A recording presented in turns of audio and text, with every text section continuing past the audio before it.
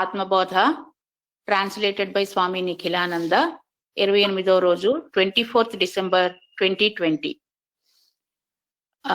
In previous verse, yesterday it was stated, when the true nature of the individualized soul is known, the notion of its individuality disappears.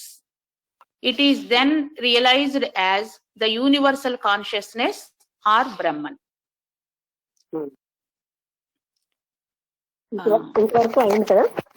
Yes, madam. Next, before verse 46, a sentence. The knowledge of non-duality destroys at once such mistaken notion as I and mine, which are the effects of ignorance. అంటే నేను రెండుగా లేననే జ్ఞానం అంటే ఏకమాత్రంగా అద్వైతంగా ఉన్నాను అది అన్ని రకాలు లేనటువంటి అజ్ఞానాన్ని తొలగిస్తుంది. Yes ma'am. Verse 46. Tattva స్వరూపానుభవాదుత్పన్నం జ్ఞానమంజస.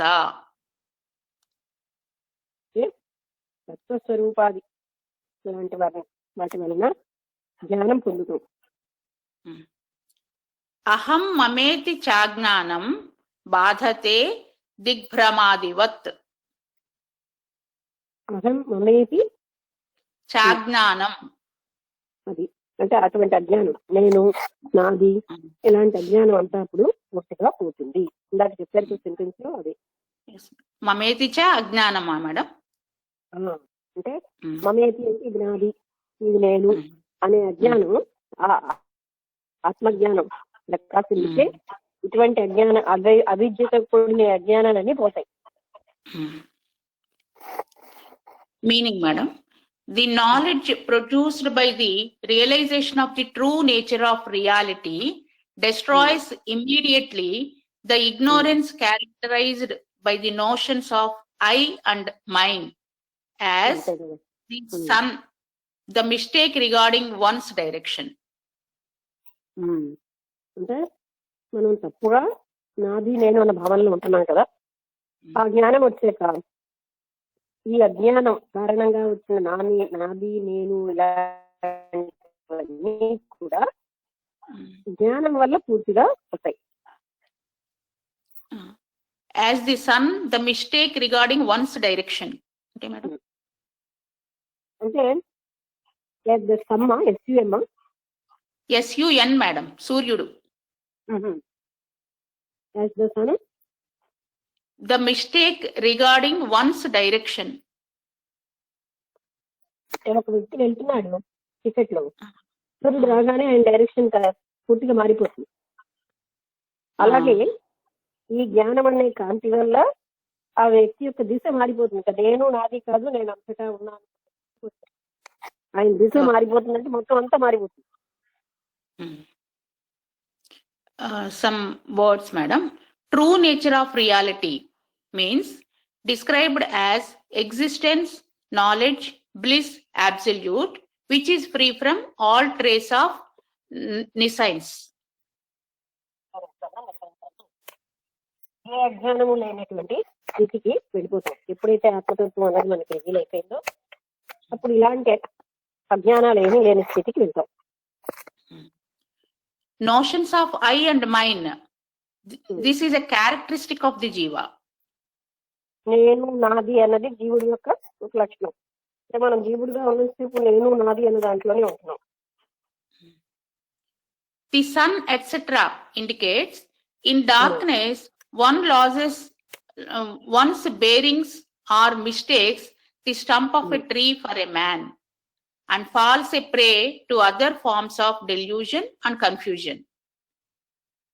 Stump of a tree, కాండం, ఒక ముందుగా ఉన్నటువంటి ఆ కాండాన్ని ఎలా అయితే ఒక మనిషి అనుకుంటున్నాము భ్రాంతి వల్ల, అదే జ్ఞానం వచ్చేటంటే కాంతి పడేక అది పోతుంది ఆ భ్రమ, ఓహో ఇది మనిషి కాదు అని.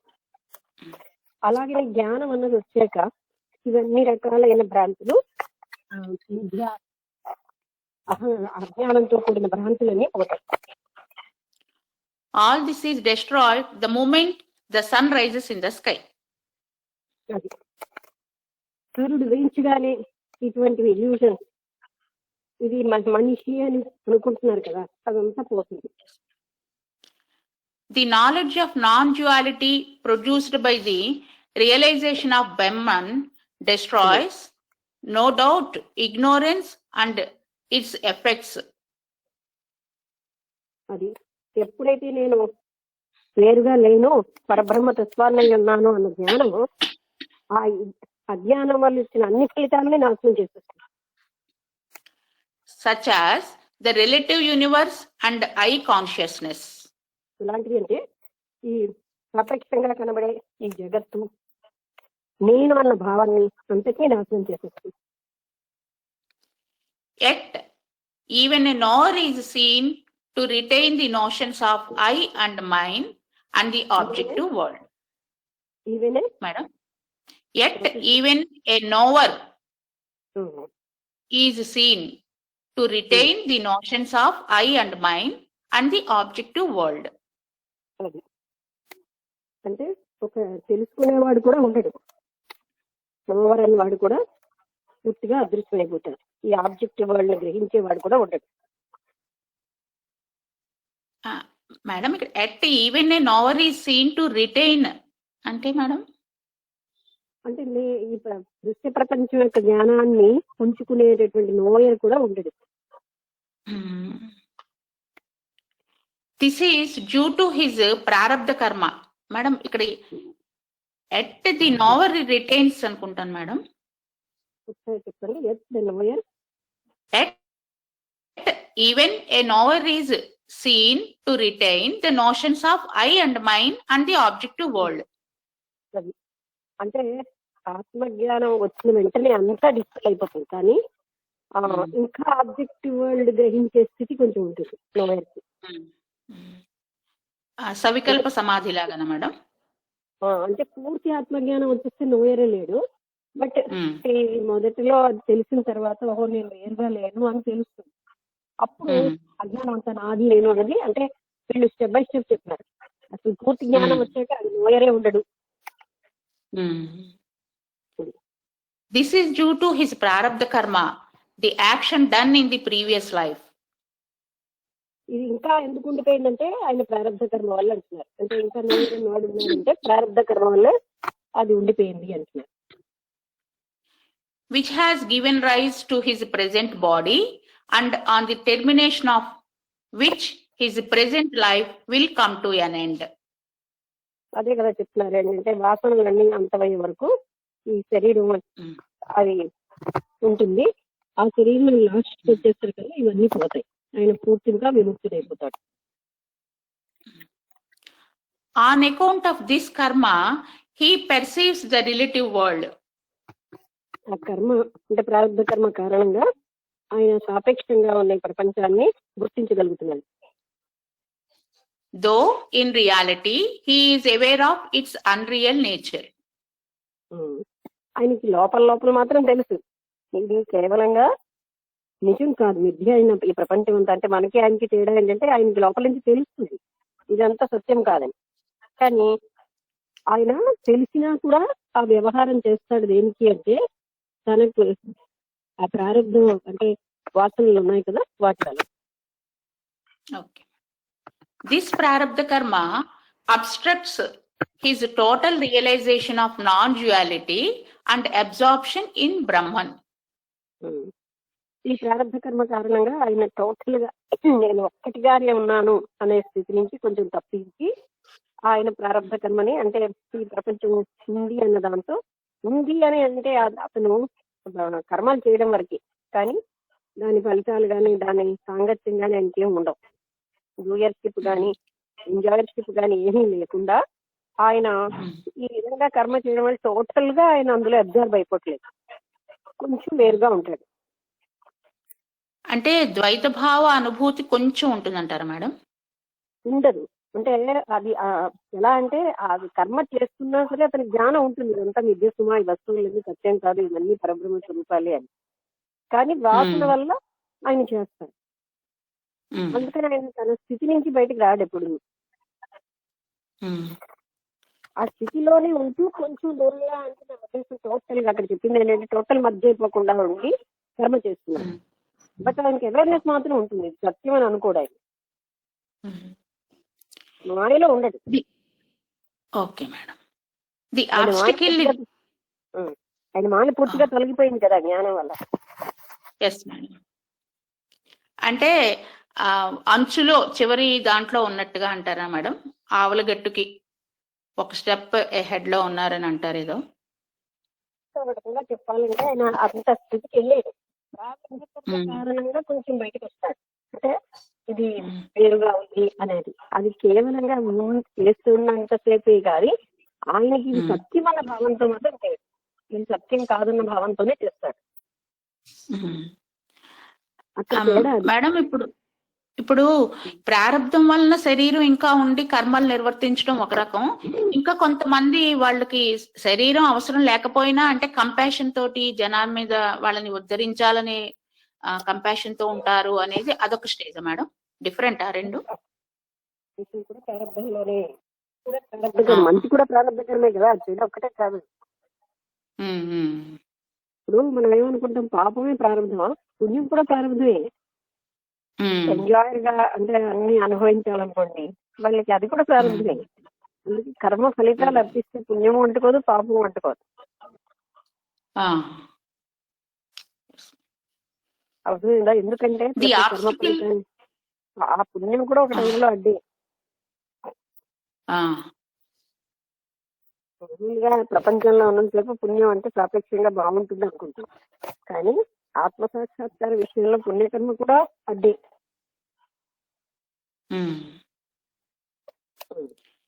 The obstacle is removed at death, and the knower, who always has been free, realizes his utter freedom in Brahman.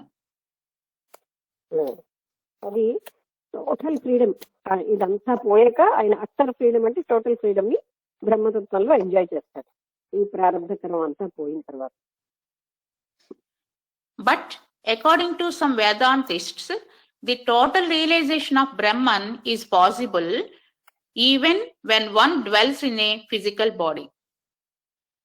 అదే వేదాంతులు అంటే ఇంతకుముందు మనం చదువుకున్నట్టు అదే అంటే భౌతిక శరీరంలో ఉన్న అదే మరి దత్తాత్రేయులు వారు చెప్పింది ఏంటి, జీవన్ముక్తి లక్షణాల్లో ఆయన భౌతిక శరీరంలో ఉండి ఆ సమాధి స్థితిలోనే ఉంటాడు, అంటే తన ఆత్మతత్వంలోనే ఉంటాడు, ఎన్ని పనులు చేస్తున్నా. అది కదా మనకి చెప్పాను, ఇది ఇప్పుడు చెప్తున్నా. Here a question arises: how does a knower of truth, free from ignorance and illusion, view the universe? అంతా తెలిసి అజ్ఞానం అంతా కూడా పోయిన వ్యక్తి ఇంకా ఈ జగత్తులో నేను ఎలా కనుక్కుంటున్నాడు, ఎలా కనిపిస్తుంది ఆయనకి? Verse 47 madam.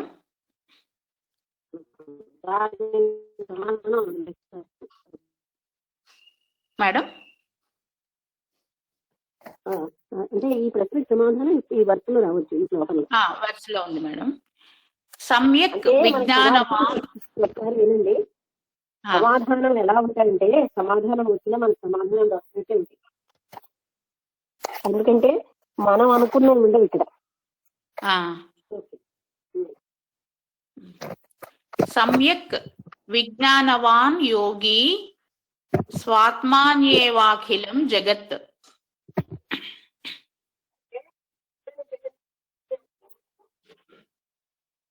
మేడం వాయిస్ అసలు వినపట్లేదు madam.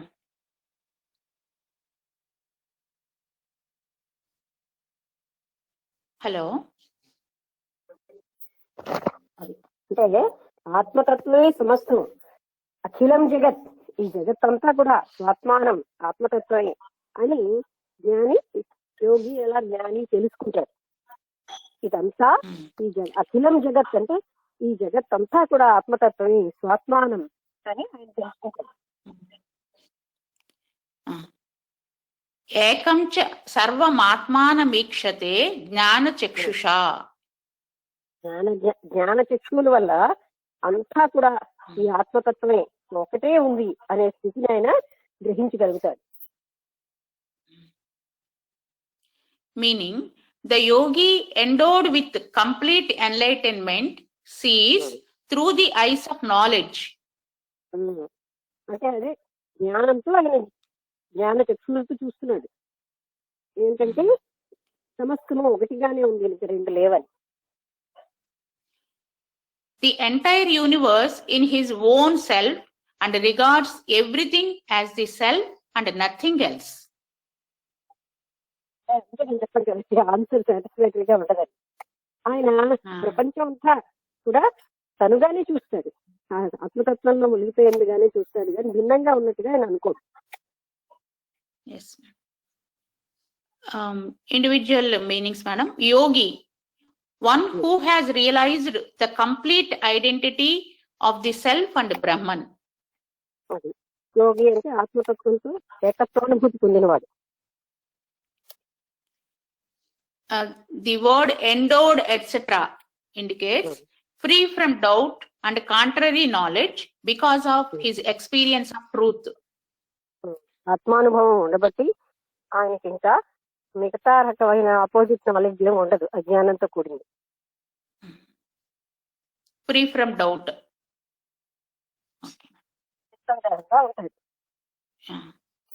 To a yogi who has attained complete enlightenment, the universe of names and forms appears to be mere imagination.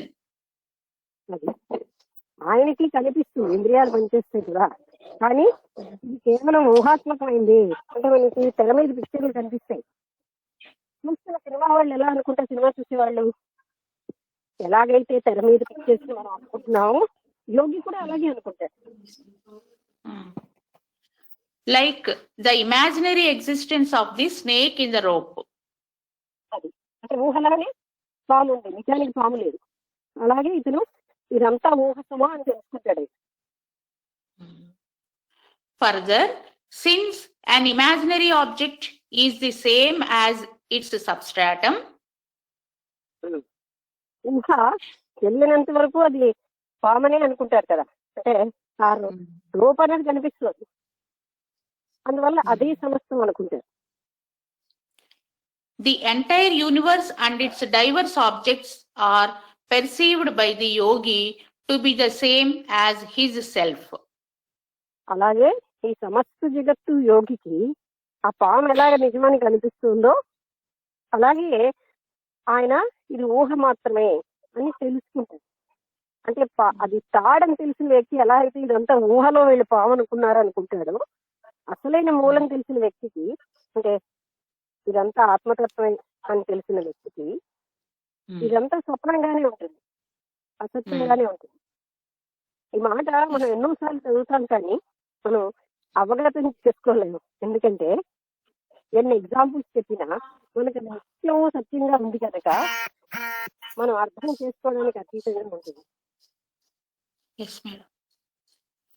Therefore, a real sage loves the whole world as his own self and cannot injure anyone. ఆయన మొత్తం ప్రపంచం అంతటినీ తన ఆత్మతత్వంగా చూస్తాడు, ప్రజలందరూ తనగానే చూసుకుంటాడు, అందుకని ఎవరిని కూడా ఆయన గాయపరచలేదు. The identity of Atman and the universe explained follows. Explain follows. Explained as follows. ఇంకా Verse 48. Yes, madam. Verse 48. Atmai vedam jagat sarvamatmanonyanna vidyate. Jagat sarvam atmano అన్య నా విద్యతే.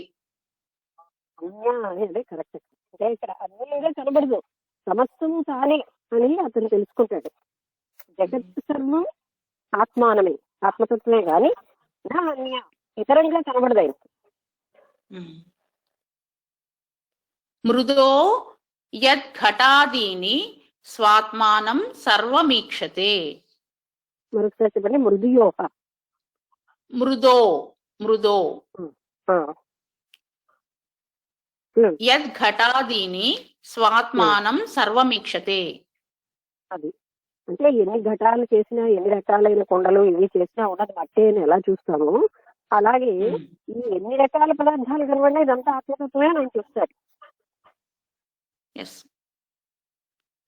The tangible universe is verily Atman. No thing whatsoever exists that is other than Atman. ఆత్మ కంటే భిన్నంగా ఆయనకి ఏది కనబడదు.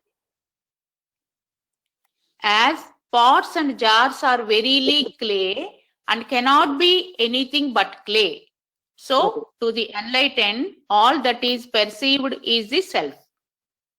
అందుకని ఆత్మతత్వాన్ని పొందిన వాడికి ఎలా అయితే కుండలు, గ్లాసులు ఏమి చేయలేని మట్టితో అవన్నీ మట్టినే చూడగలడు, అలాగే ఎన్ని భిన్నమైన ఉన్నా ఇదంతా ఆత్మతత్వమే అని చూడగలడు. The tangible universe, etc., indicates this is because Atman is the cause and the universe the effect. ఆత్మతత్వమే కారణమైంది, యూనివర్స్ అనేది ఫలితంగా ఉంది కానీ దాని అర్థం టాంజిబుల్ యూనివర్స్ అంటే. The illusion of the universe is seen in Atman as a mirage is seen in the desert. ఆత్మతత్వంలో ఈ ప్రపంచం జగత్తంతా ఎలా కనిపిస్తుందంటే ఎండమావిలో నీరు ఉన్నట్టుగా దూరం నుంచి కనిపిస్తుంది, నిజంగా వెళ్తే ఉండదు. అలాగే జగత్తు ఉన్నట్టుగా మనకు అనిపిస్తుంది కానీ ఉండే లేదని జ్ఞానం పొందాక తెలుసుకుంటాం. According to Vedanta, a cause is seen in essence non-different from its effect. ఒకసారి ఇక్కడ పాయింట్ చెప్తాను. ఎందుకంటే మనకి జగత్తు అంత సత్యంగా ఎందుకుంటుంది అంటే మనకి మనస్సుని సబ్ కాన్షియస్ మైండ్ కూడా జోడించేసి ఇది నిత్యము అని ఎస్టాబ్లిష్ అయిపోయింది. ఇంద్రియాలతో కనిపిస్తోంది, మనస్సుతోటి మనం ఇది సత్యము ఇది నిత్యము అని ఎస్టాబ్లిష్డ్ గా ఉంటాం కనుక మనకి ఎంత చెప్పినా సత్యమైన జగత్తుని లేదంటారేంటి అనిపిస్తుంది. ఎందుకంటే మనం ఇంద్రియాల మీద మనస్సు మీద బేస్ చేసుకొని జీవిస్తున్నాం. అంతకంటే అతీత స్థాయికి వెళ్ళకపోవడం వల్ల జగత్తు అసత్యం అంటే కొట్టి పారేస్తున్నాం మనం. కారణం ఇంద్రియాలతో జగత్తు కనిపిస్తుంది, మనస్సుతో కనిపిస్తుంది. కానీ ఆత్మజ్ఞానం వచ్చిన తర్వాత ఇంద్రియాలన్నీ పోతాయి, మనస్సుతో పనిచేస్తాయి కదా, మనస్సే పోతుంది. అప్పుడు మనకి అసలు తత్వం ఏంటంటే ఇదంతా కూడా సత్యం కాదు, ఆత్మతత్వమే ఇన్ని రకాలుగా మనకి. ఇప్పుడు చూడండి, ఒక నీడ 10 వస్తువులు నీడలు కనిపిస్తాయి, మనం ఏం చూస్తాం, ఆ వస్తువులు అనుకోం, నీడలు సుమా అని చూస్తాం. అలా కనిపిస్తుంది అనమాట వాళ్ళకి. కదా ఇది సత్యం అని అనుకోవడం ఏంటి అని అప్పుడే మనస్సు అంతా పోయినప్పుడు మనం మనస్సుతో ఎన్ని ఆపాదించిస్తానో మనకు తెలియకుండా, బికాజ్ హ్యాబిచుయేటెడ్ ఒక సెకండ్ లో కొన్ని భావాలు ఆపాదిస్తాం. అందుకని నిత్యంగా ఉంది. Okay. According to Vedanta, a cause is seen in essence non-different from its effect. వేదాంతం ఏం చెప్తుందంటే కారణమైనటువంటి ఆత్మతత్వం అది కనిపించే ఎఫెక్ట్ రెండు ఒకటే. జగత్ అనేది ఎఫెక్ట్ అయినా అది కూడా ఆత్మతత్వం అయి ఉందని చెప్తుంది వేదాంతం. Just as gold is non-different from gold ornaments or clay from articles made of clay. అది స్వర్ణంతో అంటే బంగారంతో చేసిన ఆభరణాలు మొదలైనవన్నీ బంగారం కంటే భిన్నమైనవి కానట్టుగా మట్టితో చేసిన కుండ మొదలైనటువంటి వస్తువులన్నీ కుండ కంటే మట్టి కంటే భిన్నం కావు కదా. అలాగే ఆత్మతత్వంతో ఈ జగత్తు ఇన్ని రకాలుగా ఉన్నది. ఏంతో తయారు చేయబడిందంటే ఆత్మతత్వమే. అందుకని ఆయన ఆత్మనే చూస్తాడు. అంటే ఆత్మతత్వంతో తయారు చేయబడిందా అనేది డైరెక్ట్ కాదు, అది బాసులుతోంది. ఆత్మతత్వం ఇలా బాసులుతోందని చూడగలడు. ఎందుకంటే ఈ మాట మళ్ళీ పొరపాటుకి వెళ్ళిపోతుంది. ఆత్మతో తయారు చేయబడలేదు. What differentiates cause from effect is just a name. ఒక పేరు ఏంటంటే జగత్తు అన్న పేరు ఇక్కడ పెడుతున్నాం, అది ఆత్మ అని పేరు పెడుతున్నాం. అదే భాషలుతోంది ఈ విధంగా. This realization of the identity of the self with the universe enables a wise man to cultivate fearlessness and love for all. ఈ రకంగా ఆయనకి ఎప్పుడైతే నేను ఇదంతా అయి ఉన్నాను అన్న జ్ఞానం వచ్చేసిందో, ఆయన అంటే ప్రేమ స్వరూపుడుగా, కారుణ్య స్వరూపుడుగా ఉంటాడని చెప్పడం ఎందుకంటే, అంతటా నేనే ఉన్నాను అన్నది ఆయన అనుభూతి చెందుతూ ఉంటాడు. ఇదంతా నా తత్వం అయి ఉంది. అందుకని ఆయన compassion, Prema, love and compassion ఉంటాయండి. The characteristics of a Jivan Mukta, a man enjoying freedom though living in a body, are described. అది అంటే జీవన్ముక్తుడి లక్షణాలు, అంటే జీవించుండగానే ముక్తి పొందిన వారి లక్షణాలు ఇక్కడ వర్ణించారు. Verse 49, madam. నేను చదివిదండి. Okay, madam. Okay. ఏడైంది కొంచెం. జీవన్ముక్తస్తు తద్విద్వాన్ పూర్వోపాధి గుణాంతస్త్యజేత్. పూర్వోపాధి గుణాలు అంటే ముందుగా ఉన్న ఉపాధి యొక్క గుణాలన్నింటినీ త్యజేత్ అంటే త్యాగం చేసేస్తాడు జీవన్ముక్తుడు. పూర్వోపాధి అంటే ముందు ఈ ఉపాధి శరీరానికి ఇది గుణంగా ఉండేది కదా, నాకు ఆకలిస్తున్నది, నాకు ఇదొకటి ఇస్తాడు, నాకు ఇది కనిపిస్తున్నాయి, అవన్నిటినీ ఆయన త్యాగం చేసేస్తాడు. సచ్చిదానంద రూపత్వాత్ భవేద్ భ్రమర కీటవత్. కీటకం చుట్టూరా అంటే భ్రమర కీటక న్యాయం అంటే అది చుట్టూరా తిరగడం వల్ల ఆ భ్రమరం అయిపోతుంది. అంటే ఎప్పుడు ఆ సాంగత్యంతో అని, అలాగా ఏంటంటే ఆయన సచ్చిదానంద స్వరూపుడు అయిపోతాడు. ఆ ఆత్మతత్వం వల్ల దానితో సాంగత్యంతో ఆయన అది అయిపోతున్నాడు. అందుకని ఆయనకు పూర్వ గుణాలు, ఉపాధి యొక్క ముందున్న గుణాలన్నీ త్యాగం చేసేస్తున్నాడు, వదిలేస్తాడు. A Jivanmukta endowed with self-knowledge gives up the traits of his previous upadhis. Previous ఉపాధి అంటే ఇప్పుడు ఉన్నాయి, కానీ ఆ లక్షణాలు వదిలేస్తుంది. ఉపాధులు కూడా లేవన్నది ఆయనకి తెలిసిపోతుంది, ఎందుకంటే అది కూడా భ్రమ, విద్య అన్న పాయింట్ ఆయనకి తెలిసిపోతుంది. Because of his realization that he is of the nature of existence, knowledge, bliss absolute, he verily becomes Brahman, like the cockroach becoming a Brahmara insect. రోజంటే ఏదో ఒక కీటకం దాని చుట్టూరా తిరిగితే అదేమో భ్రమణం అయిపోయినట్టుగా, అలాగే ఈ జీవుడు అంటే ఉనికి, ఎగ్జిస్టెన్స్, బ్లిస్, ఆనందం, ఇంకా మరొకటి ఏంటి ఎగ్జిస్టెన్స్, నాలెడ్జ్, బ్లిస్ అబ్సల్యూట్, జ్ఞానం, ఇవన్నిటితోటి ఆయన ప్రకాశిస్తున్న ఆత్మతత్వంగా అయిపోవడంతో ఆయనకి ఆ ముందున్న ఉపాధుల లక్షణాలన్నీ వదిలేస్తాడు. అంతకు ముందున్న లక్షణాలను వదిలేస్తాడు. Jivan Mukta explanation. One who has become through self-knowledge completely free of ignorance while living in the body. శరీరంలో జీవించి ఉండగానే పూర్తిగా ఆత్మజ్ఞానాన్ని పొందిన వాడిని జీవన్ముక్తుడు అంటాం. Previous upadhis ante such as the body, senses and mind with which a man identifies himself through Maya prior to his attainment of self-knowledge. అదే కదా, ఆత్మజ్ఞానం పొందక ముందు తన శరీరాన్ని, మనస్సుని అనే భావనలతో ఇంద్రియాలని ఆయన చూసినట్టుగా ఆయన తర్వాత మాత్రం అలా ఉండదు. అది Cockroach etc. Dani meaning. According to Indian folklore, a cockroach, when approached by a Brahmara, is seized with fear.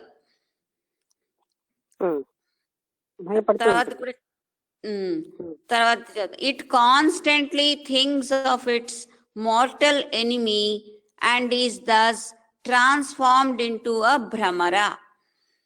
ఏంటంటే యద్భావం తద్భవతి, ప్రతినిత్యము కూడా ఆ భ్రమణం ఎప్పుడు తన్ని ఏం చేసేస్తుందో చంపేస్తుందో అని భయపడుతూ ఉంటుంది అనమాట. కాక్రోచ్ అంటే ఏంటి, మనం బొద్దింక.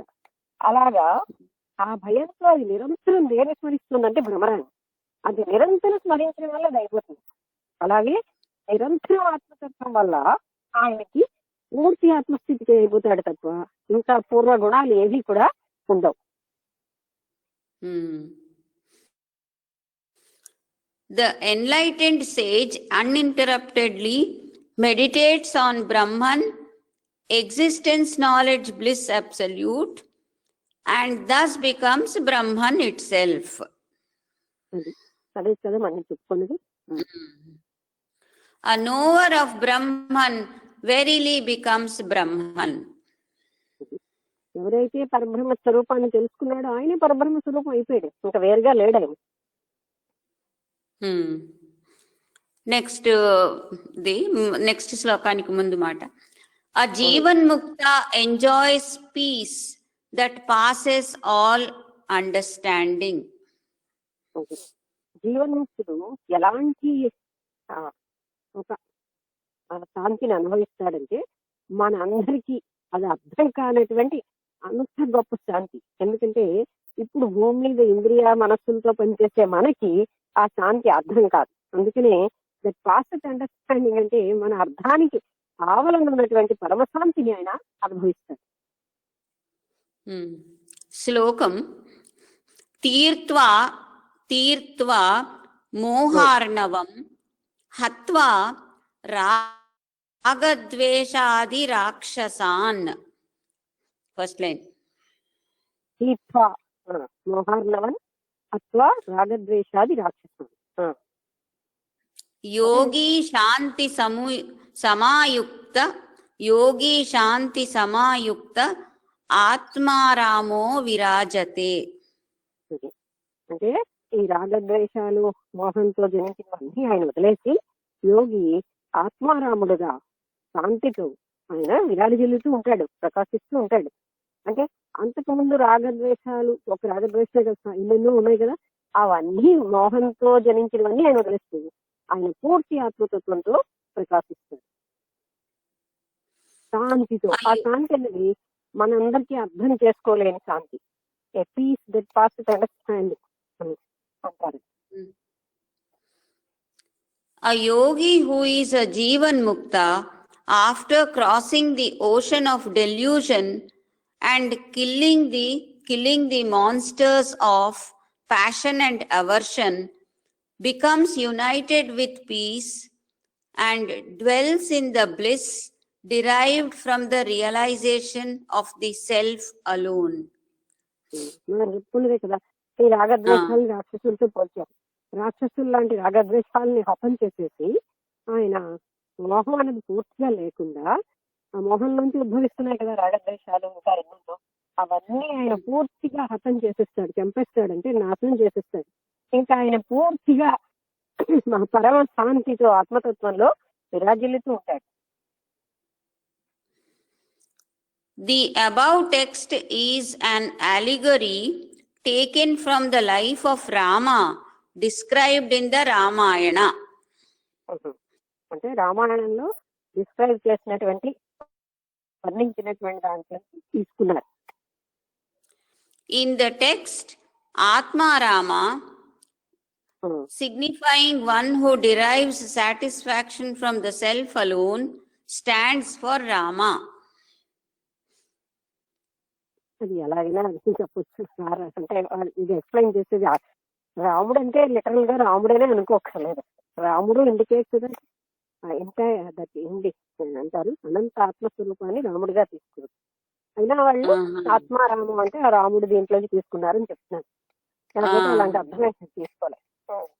సరే, ఏదైనా రాముడు అలాంటి స్థితికి వచ్చాడు కనుక ఆత్మారాముడు అని అలా అనుకోకర్లే. మనం ఎన్నో రకాలుగా అన్ని గడిపిస్తాం, ఎన్నో విధంగా వర్ణిస్తాం. The ocean stands for the watery expanse that separates India and Ceylon.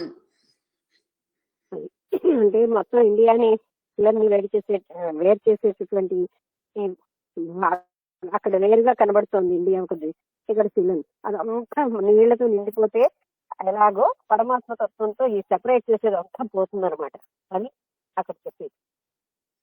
The monsters for Ravana and his followers. The peace for ఆ మూడు చదివిస్తాను. The monsters for Ravana and his followers and peace for Sita, the consort of Rama. ఆదరించిన explanation. Sita అంటే సీత అక్కర్లేడు, రాక్షసులు అంటే రావణులు లాంటి వాళ్ళే కాదు. కానీ నేను ఎందుకంటున్నానంటే ఆయన వాటిలోంచి తీసుకుని చెప్తున్నాడు అంతే. The allegory actually. రావణుడు అందరినీ చంపేసి రాక్షసుల్ని రాముడు ఆ శాంతి అనే సీతను పొందాడు అని. అది ఓకే, అది అయిపోయింది ఆ శ్లోకం అయిపోయింది. నెక్స్ట్ హౌ జీవన్ ముక్త లివ్స్ ఇన్ ద వరల్డ్ అని ఒక శ్లోకం. జీవన్ముక్తులు ఈ ప్రపంచంలో ఎలా జీవిస్తారు? ఇది కొంచెం పెద్ద పెద్ద ఫ్రేజులు ఉన్నాయి. బాహ్యా నిత్య సుఖాసక్తిం అంటే నిత్య సుఖాసక్తి ఉన్నట్టుగా బాహ్యంగా కనబడతాడు. నిత్యము సుఖం మీద ఆసక్తి ఉన్నవాడిలాగా బాహ్యంగా కనబడతాడు. హిత్వాత్మ సుఖ నిర్వృత. సుఖ నివృత్తి అంటే ఏ సుఖాలు లేకుండా ఆయన ఆత్మతత్వంలోనే హిత్వా అంటే ఇష్టపడి ఉంటాడు. ఆయనకి అది తప్ప ఇంకేది ఇష్టం ఉండదు. హిత్వా అంటే ఏమిటి? హిత్వా అంటే హిత్వా అంటే ఇష్టపడ్డం. హిత్వా ఆత్మ సుఖ నిర్వృత, అది ఒక లైను. ఘటస్థ దీపవత్స్వస్థః స్వాంతరేవ ప్రకాశతే. ఘటం అంటే కుండలో దీపం ఏ విధంగా ఏ రకంగా నిశ్చలంగా ఉంటుందో అలాగా ఆయన శాంతుడై అంటే హాయిగా ప్రకాశిస్తూ ఉంటాడు నిశ్చలంగా.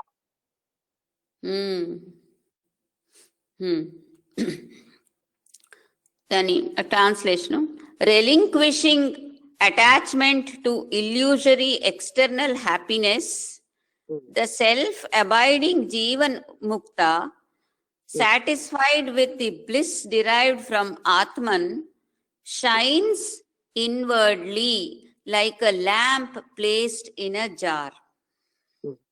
అంటే అక్కడ ఇన్వర్డ్లీ కాదు, అంతర్గతంగా అన్నది అక్కడ కాదు. ఆయన షైన్ అవుతాడు. ఆ ల్యాంప్, ఘటనలో ఉన్న ల్యాంప్ అంటే అక్కడ నిశ్చలంగా ఆయన అంతర్గతంగా అంటే అదే లోపలే అతనికి ఆనందం అంతా ఉన్నదంటే లోపల బయట అదే చూడగలుగుతాయి. అలాగా ఇందాక చెప్పిన మీనింగే కదా ఉంది. అంటే అవన్నిటిలోనే ఆయన ఏది వదిలేసి అసలైన ఆనందాన్ని ఆత్మతత్వంలోనే పొందుతూ హాయిగా జీవిస్తాడు శాంతిగా. Next phrase by phrase explanation. External happiness అంటే the illusory happiness derived from contact of the sense organs with external objects. మనందరం ఇప్పుడు ఇంద్రియాలతో పొందే సుఖాలు, అవి బాహ్య వస్తువులతో కలిసి వచ్చిన సుఖాలు అని అర్థం. అవన్నిటినీ ఆయన వదిలేస్తాడు, వాటితో సంబంధం లేకుండా. సెల్ఫ్ అబైడింగ్ అంటే established in the glory of the self. అది అక్కడ ఎస్టాబ్లిష్డ్ కనుకే గానీ అంతర్గతం బహిర్గతం అని కాదు. ఆయన ఆత్మతత్వంలోనే స్థిరంగా ఉండిపోతాడు. ఏంటి మళ్ళీ ఒకసారి రిపీట్ చేసి. దాంట్లో మీనింగ్ లో లోపలే ఉంటాడు. ఏదో అంటే కొండ లోపలే దీపం ఉందన్న దాన్ని వాళ్ళు పోల్చారు కదా, అది కాదు. కొండ లోపల దీపం ఏంటంటే స్థిరంగా ఉంటాడు అని చెప్పడానికి. ఆయన ఆత్మతత్వంలోనే స్థిరంగా ఉంటాడు. Shines inwardly ante in the case of an unenlightened person, the mind through the sense organs illumines the external world and its objects. బాహ్యమైనటువంటి వాటికన్నిటిలో అంటే ఆయన ఆనందిస్తూ ఉంటాడు. బాహ్య సుఖాలే కానీ అంతర్గత సుఖం ఆయనకి తెలియదు. అంటే ఇక్కడ ఏంటంటే బాహ్య వస్తువుల సంపర్కంతో ఉన్న ఆనందాల్లోనే భ్రాంతి వల్ల అజ్ఞానం ఆనందపడుతూ ఉంటాడు. But the Jivan Mukta withdraws the sense organs from the outside world and turns the mind inward. జీవన్ముక్తుడికి ఏంటంటే ఆ బాహ్య వస్తువులకు ఆనందంతో సంబంధం లేదు. ఆయన అంతా కూడా ఆత్మతత్వంతో. ఇంకా మనసు ఇన్వాల్వ్ లేదు, అతను మనస్సు లేని స్టేజ్కి వెళ్ళిపోతాడు. His mind perceives the light of the spirit as capital. ఆత్మతత్వాన్నే అది అయిపోతుంది అనమాట. ఆ మనస్సు ఆత్మతత్వం అయిపోయింది, దాన్ని పొంది. The knowledge of the self shines within him. ఆత్మతత్వమే ఆయనలో ప్రకాశిస్తూ. భగవద్గీత శ్లోకం తాలూకు ఒక కొటేషన్ పెట్టారు. కంపేర్ అని కొటేషన్ స్టార్ట్. ఓ Partha, when a man completely casts off all the desires of the mind, his self finding satisfaction in itself alone, then he is called a man of steady wisdom. ఆత్మతృప్తి అంటే ఇప్పుడు ఆత్మతృప్తి అయిపోతాడు. బాహ్యమైనటువంటి ఇంద్రియ సుఖాలు అన్ని వదిలేసి ఆ వ్యక్తి ఎలాగవుతాడంటే ఆత్మలోనే ఆత్మనాతృప్త అంటాడు. అంటే తనలో తానే ఆనందపడతాడు. అంటే అర్థం ఏంటి? ఆత్మతత్వంలోనే ఆయన ఆనందంతో తృప్తితో జీవిస్తాడు. ఈ కోరికలన్నీ ఏంటంటే మనస్సు యొక్క లక్షణాలు. ఆయన కోరికలు వదిలేసాడంటే మనస్సును వదిలేశాడు, అప్పుడు ఆత్మతృప్తిగా ఉంటాడు. ఇదేదో సెకండ్ చాప్టర్ లో 55 శ్లోకాన్ని పేరు కూడా రాశారు.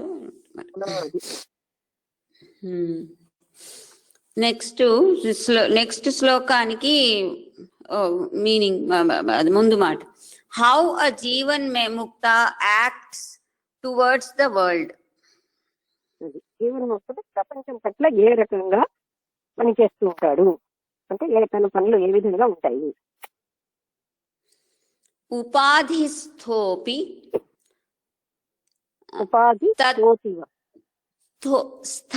ఉపాధిస్థోపి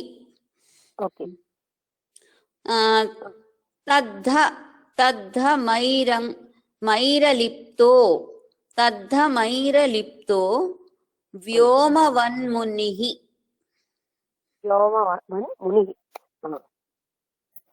వ్యోమవన్మునిః సర్వవిన్మూఢవత్తిష్ఠేదసక్తో వాయువచ్చరేత్. వాయువులా జీవిస్తారు. సమస్తమైనటువంటి సర్వవిన్మూఢవత్తిష్ఠేదసక్తో. వత్తిష్ట సక్తో ఏదో వస్తి. ఆ మూఢవన్నిటిని ఆయన వదిలేసి శిక్ష అంటే ఉంటాడు. ఎందుకంటే సత్యం ఏంటంటే ఆయన నిరంతరంగా ఉంటాడు. మొదట్లో ఏం చెప్పు? ఉపాధి స్థో తర్వాత ఉపాధి అధసా థో తర్వాత ఎస్ లాంటిది ఏదో ఉంది. ఉపాధి స్థోపి మైరలిప్తో. చూడు మా ఐకి మాత్రం ఏంటంటే ఆయన ఉపాధిలోనే ఉంటాడు. ఉపాధి ఉపాధి అంటే ఇంకా జీవితంతో ఉన్నాడు కదా, అంటే ఉపాధిలో ఉన్నాడు అంటారు. ఉపాధి అంటే ఏ రకంగా బురద అంటకుండా ఉన్నట్టుగా, అంటే ఈ బాహ్యమైనటువంటి ప్రాపంచిక బురద అన్నది ఏది అంటించుకోకుండా మైరం అంటే అది. లక్ష్మి నేను ఇది అడుగుతున్నాను. మా మీద ఐకి మాత్రం ఉండి వచ్చున్న చుక్క కూడా ఉంది. దాన్ని ఎలా చదువుతారు? మైండ్రా అని చదువుతారా, మైరా అని చదువుతారా? ఏమిటో బోధపడలేదు. మరి కొంచెం ఎంపసి ఇస్తారు అంతే. ఆ మైకి మై మీద చుక్క ఉంటుందా నాకు తెలియదు, అందుకని నేను ఇక్కడే చూస్తున్నాను. ఎక్కువగా ఎంపసి ఇవ్వాలి. తద్ధమైంద్ర లిప్తో వ్యోమవన్మునిః. వ్యోమం అంటే ఏంటి? వ్యోమవత్ మునిః అంటే వ్యోమవన్మునిః. అక్కడ సంధి వ్యోమవత్ మునిః, అది నా సౌండ్ వస్తుంది కదా. అలాగా జీవిస్తాడు. ఎలాగంటే ఏ రకమైన బురద అంటకుండా, వ్యోమం అంటే ఏంటి, ఒక పడవ లేకపోతే మరి ఏంటో ఆ విధంగా ఆయన తను ఏమీ కూడా అంటకుండా, బురద అన్నది అంటకుండా ఈ ప్రపంచంలో జీవిస్తారు. వ్యోమవత్ ముని, వ్యోమవన్ ముని అవుతుంది. Though associated with upadhis, he, the contemplative one, is undefiled by their traits, like the sky. వ్యోమవత్ అంటే ఆకాశం, అంటే వీటన్నిటితో కలిసి ఉన్నా సరే ఆ మైండ్ అంటే ఏంటి, బురద ఏది అంటకుండా ఆకాశంలా ఉంటాడు.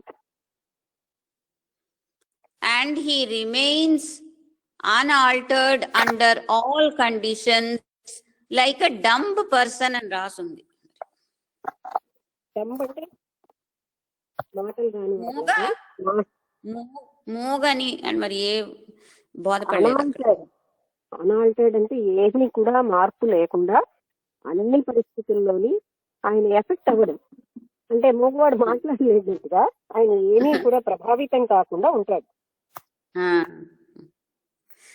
He moves about unattached like the wind.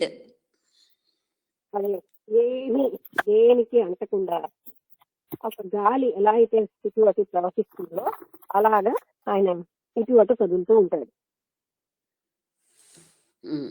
అయిపోయింది. నెక్స్ట్ ఉపాధి ఎక్స్ప్లెనేషన్. ఉపాధీస్ అంటే మళ్ళీ అదే, such as the body, the mind and the sense organs. ఉపాధులు అంటే అవే కదా, మనస్సు, ఇంద్రియాలు, శరీరం. A Jivan Mukta, on account of his living in the body, remains associated with the upadhis, but he considers himself as a witness of their activities. జీవన్ముక్తుడేమో ఇలాంటి ఉపాధులు అన్నిట్లో ఉంటాడు, అంటే ఈ 5 కోశాలు అంటాం కదా, వీటినే ఉపాధి. అందులో ఉన్నా సరే వాటి యొక్క పనులతో ఏమీ సంబంధం లేకుండా ఉంటాడు, అది అన్అటాచ్డ్ అంటే. ట్రైట్స్ అంటే such as birth, growth, infirmity and death. లక్షణాలు, ట్రైట్స్ అంటే వాటి యొక్క ఆ ఉపాధుల లక్షణాలతో కూడా ఏమీ సంబంధం లేకుండా ఉంటాడు. లైక్ ద స్కై అంటే sometimes the sky appears to be grey on account of dust in the air, but the sky itself remains undefiled by dust. అది ఆకాశం ఒక్కొక్కప్పుడు బూడిద రంగులోకి వస్తుంది డస్ట్ తో కలిసి, కానీ నిజంగా ఆకాశం వీటన్నిటికీ అతీతంగా ఏ రకమైన Like a dumb person అంటే he remains calm and silent while praised or blamed by others. అంటే ఎవరతన్ని మానవమానాల్లో ఏమీ చెల్లించకుండా ఉంటాడు, ఒక మోగవాడిలా. The illumined person sees Brahman within himself and everywhere. ఆత్మజ్ఞానం పొందిన వ్యక్తి ఆ బ్రహ్మతత్వాన్ని తనలోని అంతటా కూడా చూడగలుగుతాడు. He does not engage in actions to fulfill any selfish end.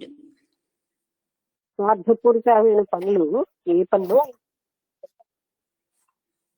స్వార్థం అంటే ఏంటి, అంతా తానన్న స్థితి. లక్ష్మి కట్ అవుతున్నది, కొంచెం అడ్జస్ట్మెంట్ ఏదో చూస్తుంది. మధ్య మధ్యలో కొన్ని మాటలు వినిపించలేదు. అయినా స్వార్థమే లేదు అక్కడ, అంతా తానన్న స్థితి వచ్చేసింది. అందుకని స్వార్థపూరితమైన పనులు ఏమీ ఆయన చేయడు. మూవ్స్ అబౌట్ అంటే he dwells in the body as long as the momentum of his past karma is not exhausted. Past కర్మలు ఉన్నంత వరకు, అంటే మనం తెలుసుకున్నాం కదా, ప్రారంభ కర్మ ఉన్నంత వరకు ఆయన శరీరంలో ఉంటాడు, dwells in the body అంటే. But he remains unaffected by joy and sorrow, as the wind remains unaffected by the good and bad odors that it carries. రాగద్వేషాలకి, మంచి చెడ్డలకి, అన్నిటికీ అతీతంగా ఉంటాడు. అదే 10 సార్లు మనకు త్రిపుర రహస్యంలో ఆయన సుఖ దుఃఖాలకి రాగద్వేషాలు అంటకుండానే ఆ వేమచూడు రాజ్యం వెళ్ళాడన్నారు. అంటే ఆత్మ సాక్షాత్కారం తర్వాత కూడా ఆయనకి ఏమీ అంటకపోవడం చూసి మిగతా వాళ్ళందరూ ప్రభావితులయ్యారు. పనులన్నీ చేస్తున్నాడు కానీ ఏమీ అంటట్లేదు. నెక్స్ట్ శ్లోకం తాలూకా connecting line. The death or supreme liberation of a Jivan mukta. అది నెక్స్ట్ శ్లోకం. జీవన్ముక్తుడి యొక్క మృత్యువు లేకపోతే పూర్తి ముక్తి, సంపూర్ణ ముక్తి. కొంచెం క్లియర్ గా వినిపించడం లేదు. కొంచెం ఎలాగ చూడు, మైక్ ఏమైనా అడ్జస్ట్. సంపూర్ణ ముక్తి, జీవన్ముక్తి యొక్క మృత్యువు లేకపోతే సంపూర్ణ ముక్తి అన్న విషయం ఈ శ్లోకంలో చెప్పబడుతుంది. ఉపాధి విలయాద్ విష్ణౌ, ఉపాధి విలయాద్ విష్ణౌ నిర్విశేషం విశేషన్ముని. ఉపాధి విలయాత్, ఉపాధులన్నీ వదిలేసి నిర్విశేషం, శేషం అన్నది లేకుండా విష్ణు అంటే ఏంటి, సర్వవ్యాపకత్వంతో ఉన్నటువంటి స్థితికి ఆయన వచ్చేసారు. మళ్ళీ చదువు. ఉపాధి విలయాద్ విష్ణౌ నిర్విశేషం విషేన్ముని. నిర్విశేషం ఇంకా ఏమి కూడాను మిగలన్నది లేకుండా ఆయన మునిగి అంటే అటువంటి ముక్తిదైపోయాడు. జలే జలం వియద్వయోమ్ని తేజస్ తేజసి వా యథా. అది జలంలో జలం కలిసిపోయినట్టు, తేజస్సులో తేజం కలిసిపోయినట్టు రెండు లేకుండా ఆయన ఒక్కటిగా ఉంటాడు, ఒక్కటిగా ఉన్నాడు. అంటే ఆత్మతత్వంతో ఆయన ఇంకా నేను వేరుగా ఉన్నానన్న భావం లేకుండా ఒక్కడుగా షైన్ అవుతాడు. ఒక్కడంటే ఏంటి అర్థం, ఆత్మతత్వమే సర్వస్వంగా తాను వేరన్న భావం లేకుండా ఆయన ప్రకాశించాడు. దాని తాలూకా translation. On the destruction of the upadhis he the contemplative one is totally absorbed in Vishnu, the all pervading spirit, like water in water. వ్యాపించిన ఆత్మతత్వం అని అర్థం విష్ణు అన్న శబ్దాన్ని. అవును, మనం భగవంత్ రూపం కాదు అది. Is totally absorbed in Vishnu, the all pervading spirit, like water in water, space in space and light in light. నీళ్లలో నీళ్లు, శూన్యంలో శూన్యం, కాంతిలో కాంతి కలిసిపోయినట్టుగా ఏకత్వంతో ఉంటాడు ఆయన. Destruction etcetera, phrase wise explanation. Destruction etcetera, ఆయనకి మృత్యు జననం ఏమీ లేవు కదా, ఆ స్థితికి వెళ్ళిపోయాడు. ఆఫ్టర్ డిస్ట్రక్షన్ ఎట్సెట్రా అంటే after the momentum of his past karma has exhausted itself, the Jivan mukta gives up his body. అంటే పాస్ట్ కర్మ అంతా అయిపోయాక, ప్రారంభ కర్మ అంతా నశించిన తర్వాత జీవన్ముక్తుడు శరీరాన్ని వదిలేస్తాడు. వదిలేస్తారంటే వాళ్ళంతట వాళ్లే వదిలేస్తారా, లేకపోతే అలా వచ్చేస్తుందా? అంటే ఇచ్ఛాశక్తి ఉంటుందా ఏమిటి? అయినా వదిలేయబడుతుంది కూడా. ప్రారంభం మనమేనా, ప్రారంభ కర్మ ఎంతకాలమే ఉంటాం, ఉన్నా లేకపోయినా అది వదిలేయబడుతుంది.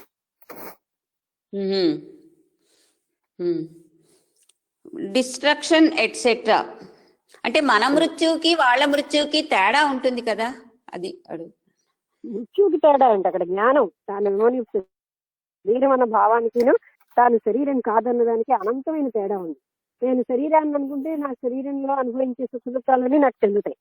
ఆయనకి మృత్యువుకి తేడా ఉంది కదా, ఆయన మృత్యువైనా సంబంధం లేదు. ఆయన బాడీ వదిలేసినా బాడీ ఉన్నా వాళ్ళకి పెద్ద సంబంధమే ఉండదు.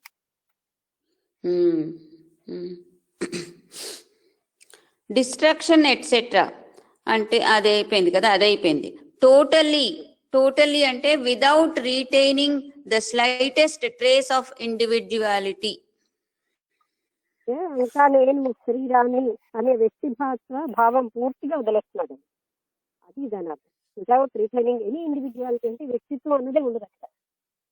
అంటే శరీర భావం అన్నది వ్యక్తిత్వం అంటే నీ శరీర భావం అనే వ్యక్తిత్వం ఇస్తుంది. Next, water, etc. When a pot submerged in water is broken, the water inside the pot becomes one with the water outside. మామూలుగా చెప్తున్నారు, నీళ్ళలో నీళ్లు కలిసిపోయినట్టుగా కలిసిపోతాడు ఆయన. అంటే ఎక్కడ అయితే నీళ్ళతో ఉన్నప్పుడు అది విరిగిపోతే నీళ్ళలో ఆ నీళ్లు బయట నీళ్ళతో కలిసిపోయినట్టుగా ఆయన ఆత్మతత్వంతో సంపూర్ణంగా లీనమైపోతాడు అని చెప్పడానికి Space, etc. Ante when an empty pot is broken, the space inside the pot merges in the all-pervading space. అలాగే కొండ బద్దలు అయితే ఖాళీ కొండ, దాంట్లో ఉన్న ఖాళీ స్థలం బయట ఉన్న ఖాళీ స్థలంతో కలిసిపోయినట్టుగా అని. Light, etc. When the light is extinguished, the flame merges in the great fire, which is one of the 5 elements of the material universe. అంటే ఇది ఎప్పుడైతే తన లోపల ఉన్నది పోయిందో అది పంచభూతాత్మకంగా శరీరం దాంతో కలిసిపోతుంది. Or when a lamp is extinguished in the daytime, the light merges in the all-pervading light of the sun. అసలు అలా కంపేర్ ఎందుకు చేస్తున్నాడు? లైట్ లో కలిసిపోయింది ఏమంటారు? ఇవన్నీ కొంచెం కాంప్లికేటెడ్ చేస్తున్నాయి. కాంతి కాంతిలో కలిసిపోతుంది, స్పేస్ లో కలిసిపోతుంది. దానికి ఎగ్జాంపుల్స్ అవసరమా? లేదు. మరి కొంచెం కాంప్లికేట్. నాకు ఎలా బోధపడుతున్నారంటే when a lamp is extinguished in the daytime, the light merges. అంటే మనం దీపం ఆరిపోయిందంటే బయట ఉండే కాంతితో కలిసిపోయింది అనే అర్థం ఇక్కడ పెడుతున్నారు. అది నేను అనేది అది అవసరమా? కాంతితో కలవదనే మనకు అనిపిస్తుంది. కాంతి వేరు, ఆ కాంతి వేరు. అలాంటి తేడా కూడా వచ్చేస్తుంది. ఇంకా డిఫరెంట్ థాట్ కూడా వచ్చేస్తుంది. కరెక్ట్, అవసరం లేదు. నెక్స్ట్, దీని తర్వాత ఒక పెద్ద పారాగ్రాఫ్ అతని కామెంటరీ ఉన్నది, అది చదువుతా. దీని మీద వేదాంత describes 2 kinds of mukti or liberation. 2 రకాల ముక్తిని చెప్తుంది. జీవన్ముక్తి, అశరీరం పోయేక ముక్తి. అంటే అది శరీరానంతర విదేహ ముక్తి అంటాం.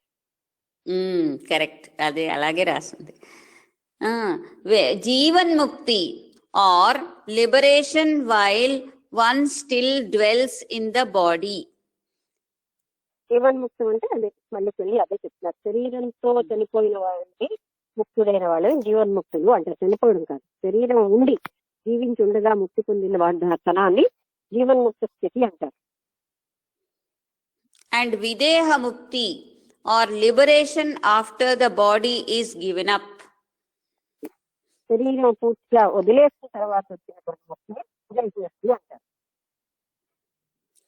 Some Vedantists accept Jivanmukti as supreme liberation. అదే మనకి ఏమంటారు, త్రిపుర రహస్యంలో కూడా చెప్పబడింది కదా, జీవన్ముక్తి చాలా గొప్పది, సుప్రీం లిబరేషన్ అని కొంతమంది వేదాంతులు చెప్తారు. జీవన్ముక్త స్థితినే మంచి గొప్ప స్థితి అని. According to them, knowledge of Atman attained while one is alive is the only condition of liberation. వాళ్ళ ప్రకారం ఒక వ్యక్తి జీవించి ఉండగా ముక్తి పొందడం అన్నదే చాలా గొప్ప విషయం, ఓన్లీ కండిషన్ అని. అంటే అలా అదే కండిషన్ అని చెప్తున్నారు.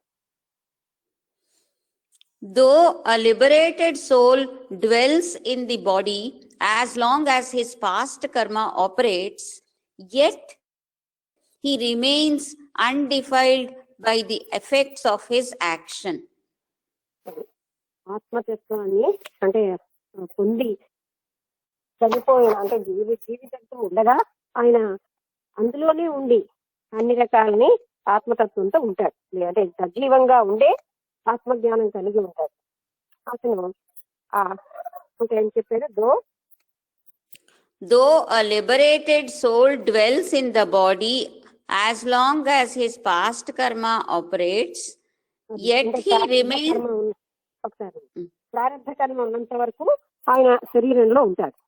ప్రారంభ కర్మ తొలగిపోయాక ఆ శరీరం పోతుంది. ఆ ఉన్నది కనుక ఆయన శరీరంతోనే ఉంటాడు.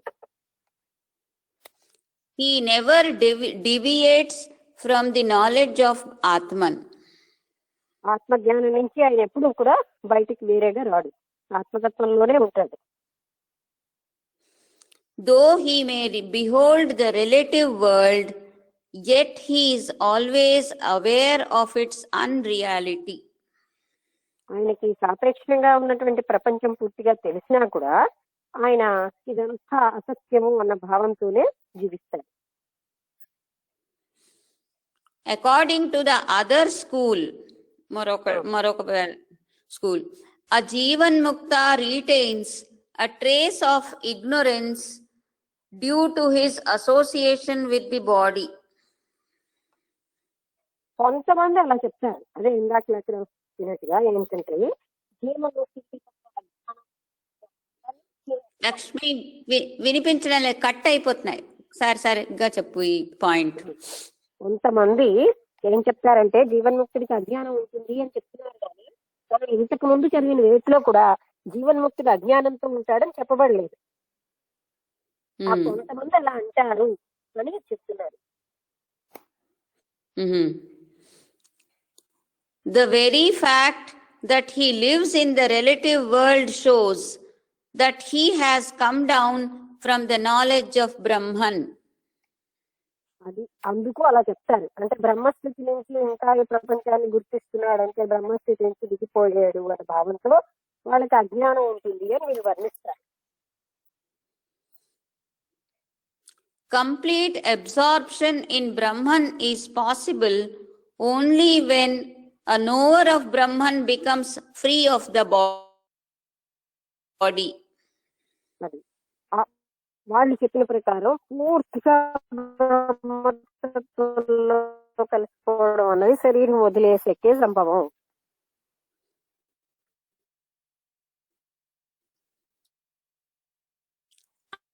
అందుకేనేమిటి రెండు జీవన్ముక్తి విదేహముక్తి అని అంటే వాళ్ళ ఉద్దేశంలో విదేహముక్తే వాళ్ళు జీవన్ముక్తి అజ్ఞానం ఉంటుంది అంటున్నారు కదా. అంటే రెండు రకాలుగా నిర్వచించారు కదా జీవన్ముక్తి విదేహముక్తి అని. వీళ్ళు కొంతమంది జీవన్ముక్తుడు అంటే అతనికి అజ్ఞానం ఉంటుంది, కానీ జీవన్ముక్త స్థితి ఉన్నత జ్ఞానం ఉత్తమ జ్ఞానంలో ఎందుకు చెప్తారు? అజ్ఞానం ఉంటే అవును కదా, అది ఉత్తమ జ్ఞానం స్థితి జీవన్ముక్త స్థితి. అందుకని ఉత్తమ జ్ఞానమే అంటే అక్కడ జ్ఞానం ఆయన ఇన్నిటిలో ఉండి దాంట్లో ఉంటున్నాడు కనుక ఉత్తమ జ్ఞానం. ఆయనకేం అజ్ఞానం ఉండదు. అది కొందరు చెప్తారు, విదేహముక్తి అందరిది ఒకటే.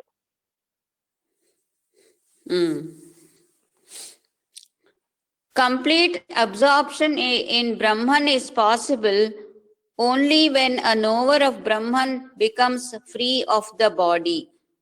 అయిపోయింది, చదివేశాను అది. The following scriptural passages are quoted to support this view. ఈ వ్యూని కొంచెం బలపరచడానికి కింద ఉన్నటువంటి పాసేజెస్ చెప్తున్నారు. అది చాంద్యోగ్య ఉపనిషద్ చాప్టర్ 6 లోని చెప్తున్నారు. ఆ కొటేషన్ ఏంటంటే, as for him, the delay endures only so long as he is not liberated. Bracket lo, from the effects of the past karma that has given rise to this body, his body. అంటే past కర్మ వల్ల ఈ శరీరం వచ్చింది. ఈ శరీరం పోయే వరకు ఆయన పూర్తిగా ఫ్రీ అవడు అని చెప్పేది చాంద్రోగ్యపు. And after that, అంటే ఆఫ్టర్ డెత్ అని, he will reach perfection. మృత్యు తర్వాతే ఆయన పూర్ణంగా స్థితికి వస్తాడు. ఇది చాందోగ్య ఉపనిషద్ వాక్యం. నెక్స్ట్ మరొక శ్వేతాశ్వతర ఉపనిషద్, దాంట్లోని quotation, for him at the end ante bracket lo after the dissolution of the body, at the end there is a cessation of all maya and its effects. శ్వేతాస్త్ర ఉపనిషత్తులో శ్వేతాశ్వేతర ఉపనిషత్తులు అద్భుతం పేరు. అందులో ఏం చెప్పారంటే ఆఫ్టర్ డెత్తే సమస్తంగా మాయ నుంచి ఆయన ఫ్రీ అవుతాడు. కానీ నేను ఇక్కడ ఎందుకు చెప్తున్నానంటే పదే పదే ఆయన మాయలో ఉండి మాయ నుంచి ఫ్రీగా పనులు చేస్తున్నాడు. అందుకని వాళ్ళని జీవన్మోక్ష అంటే ఉత్తమ జ్ఞానులు అంటున్నారు. నిరంతరంగా ఆ సమాధి వ్యవస్థలో ఉన్న వాళ్ళకంటే ఉత్తమ జ్ఞానులు ఎందుకు చెప్పారు? అన్నిట్లో అదే చెప్తున్నారు కదా. మాయలో ఉన్న మాయతో ప్రభావితం కాకుండా ఉంటున్నాడు. అది అసలు పాయింట్. ప్రభావితం కాకుండా ఉంటున్నాడు కనుకే ఉత్తమ జ్ఞాన స్థితి చెప్పలేదు. కానీ వీళ్ళు ఇంకొక స్కూల్ వాళ్ళు అలాగ వాటితో అగ్రి అవ్వకుండా మరో విధంగా చెప్తున్నారు కదా. అది ఇప్పుడు ఫస్ట్ టైం విన్నాను నేను ఇలా. ఇంకో విధంగా కూడా కాదు. వీళ్ళు ఏం చెప్తారంటే అక్కడ పర్ఫెక్ట్ పరిపూర్ణత వచ్చేస్తుంది అని మాట్లాడుతున్నారంటే పూర్తిగా. కానీ పరిపూర్ణత మొదటే వచ్చింది జీవన్ముక్తికి. ఆ పరిపూర్ణ స్థితిలోనే ఆయన అన్ని పనులు చేస్తున్నాడు. అంటే ఇంకా కొంత ప్రారంభ కర్మ వల్ల ప్రారంభ కర్మ అంతా పోతే పరిపూర్ణత అన్న మాట వాళ్ళు వాడే, అంతకంటే ఏమీ లేదు తేడా. మరొక కొటేషను ముండక ఉపనిషత్తులోంచి. As the flowing rivers disappear in the ocean, losing their names and forms, so likewise an illumined person freed from divine Purusha, who is greater than the great. జీవన్ముక్తుడు ఇంకా తనకి నామరూపాలు ఉన్నాయని అనుకుంటాడో ఏంటి? అనుకోడు. అంటే ఈ శ్లోకం ఏం చెప్తుందంటే నామరూపాలన్నిటికీ అతీతంగా ఆత్మతత్వంలో కలిసిపోతుంది. దానికి మీనింగ్ తీయక్కర్లేదు. ఆ మీనింగ్ అంతే, పూర్తిగా ఆత్మతత్వంలో కలిసిపోతుంది అని చెప్తున్నారు. నామరూపాలకి లేని స్థితికి వెళ్ళిపోతుంది. నామరూపాలు లేని స్థితి ఎప్పుడో వచ్చింది జీవన్ముక్తి. దీని తర్వాత పారాగ్రాఫ్ లో అతను వ్యూ పాయింట్ రాశారు writer. There is not much real difference between the two views, since the knower of Brahman, both prior to and after death, enjoys supreme bliss, freedom and peace. మళ్ళీ మనం అనుకున్న statement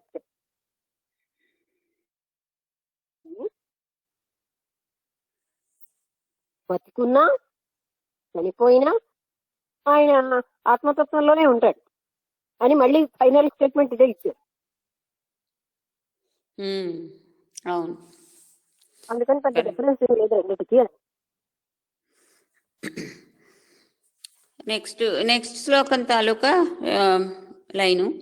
The nature of Brahman into which the knower of the self is absorbed after death described. మరణానంతరం ఆత్మతత్వంలోని కలిసిపోయిన వ్యక్తి యొక్క స్థితిని చెప్తున్నారు.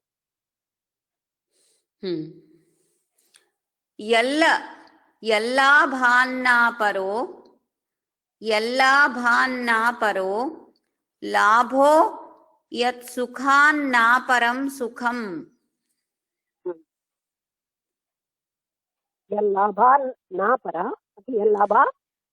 Double నా ఉంది. ఎల్లాభాన్నాపరో నాపరో ఒకసారి ఉంది నా అపర అంటే ఏ లాభం పొందితే వేరే లాభమే ఉండదు, అపరమైన లాభం ఇంకోటి ఏమీ లేదు ఆ లాభం కంటే, ఆత్మజ్ఞానాన్ని పొందిన కంటే. ఎల్లాభాన్నాపరో లాభో యత్ సుఖాన్నాపరం సుఖం. అపరమైన సుఖం పరమైన సుఖం మరొకటి ఉండదు. ఆ సుఖంతో పోల్చగలిగిన మరో పరమైన సుఖం లేదు, ఆ లాభంతో పోల్చగలిగిన పరమైన లాభం అంటూ లేదు. యజ్ జ్ఞానాన్నాపరం జ్ఞానం.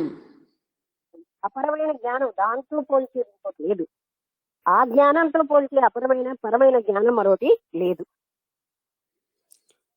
తద్బ్రహ్మోత్యవధారయేత్. అదే బ్రహ్మతత్వం అని తెలుసుకోండి. అది అవధారయే, అదే ఆ బ్రహ్మతత్వాన్ని పొందుతాడని. ఏది ఏ లాభంతో మరో లాభం లేదో, ఏ సుఖంతో ఇంకొక సుఖం లేదో, ఏ జ్ఞానంతో మరో జ్ఞానం దానికి కంపారిటివ్ గా లేదు. అంటే అంత ఉత్కృష్టమైన దాన్నైనా పొందుతాడు. దాంతో పోల్చడానికి మరొకటి ఏదీ లేదని ఒక్కటిగా విశిష్టంగా ఉంది. ఈ ప్రాపంచికంగా దాన్ని పోల్చడానికి ఏమీ లేదు. అక్కడ పొందే లాభాన్ని గాని, జ్ఞానాన్ని గాని, సుఖాన్ని గాని, ఆనందాన్ని గాని మరో ఆనందం ఏది దాంతో పోల్చలేదు. అటువంటి స్థితి అది. నా అపరో లాభ, నా అపర అంటే ఇతరమైనటువంటి లాభం లేదు. దాంతో పోలిస్తే నా అపర, అక్కడ నా కింద నా రావడానికి కారణం అది. అదే బాధపడింది ఇప్పుడు.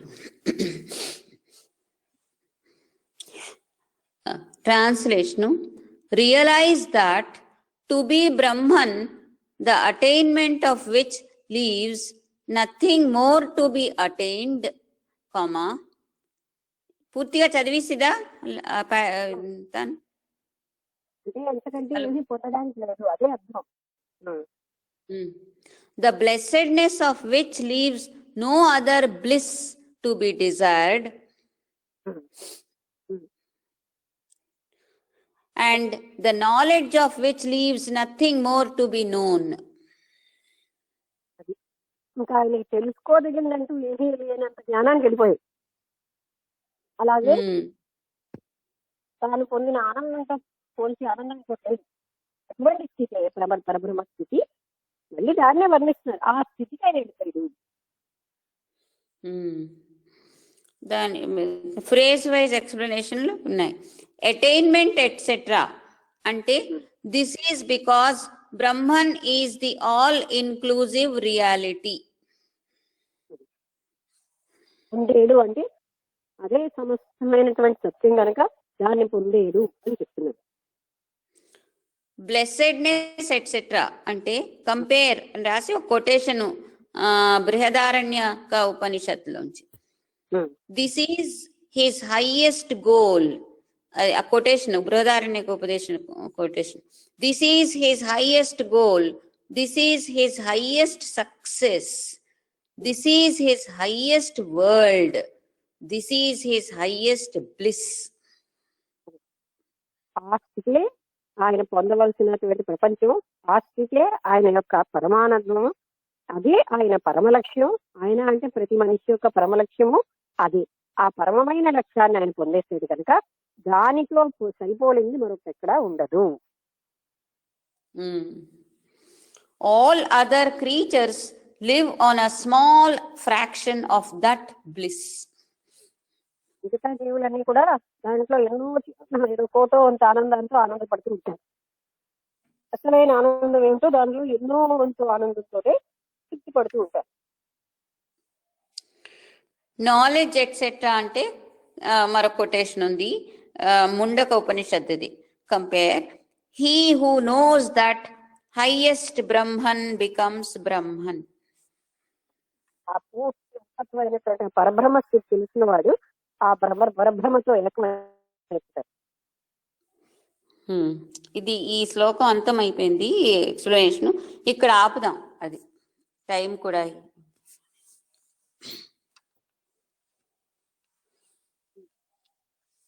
హలో హలో చెప్తాను. ఇక్కడ అయిపోయింది, టైం అయింది, ఇక్కడ ఆపుతాను.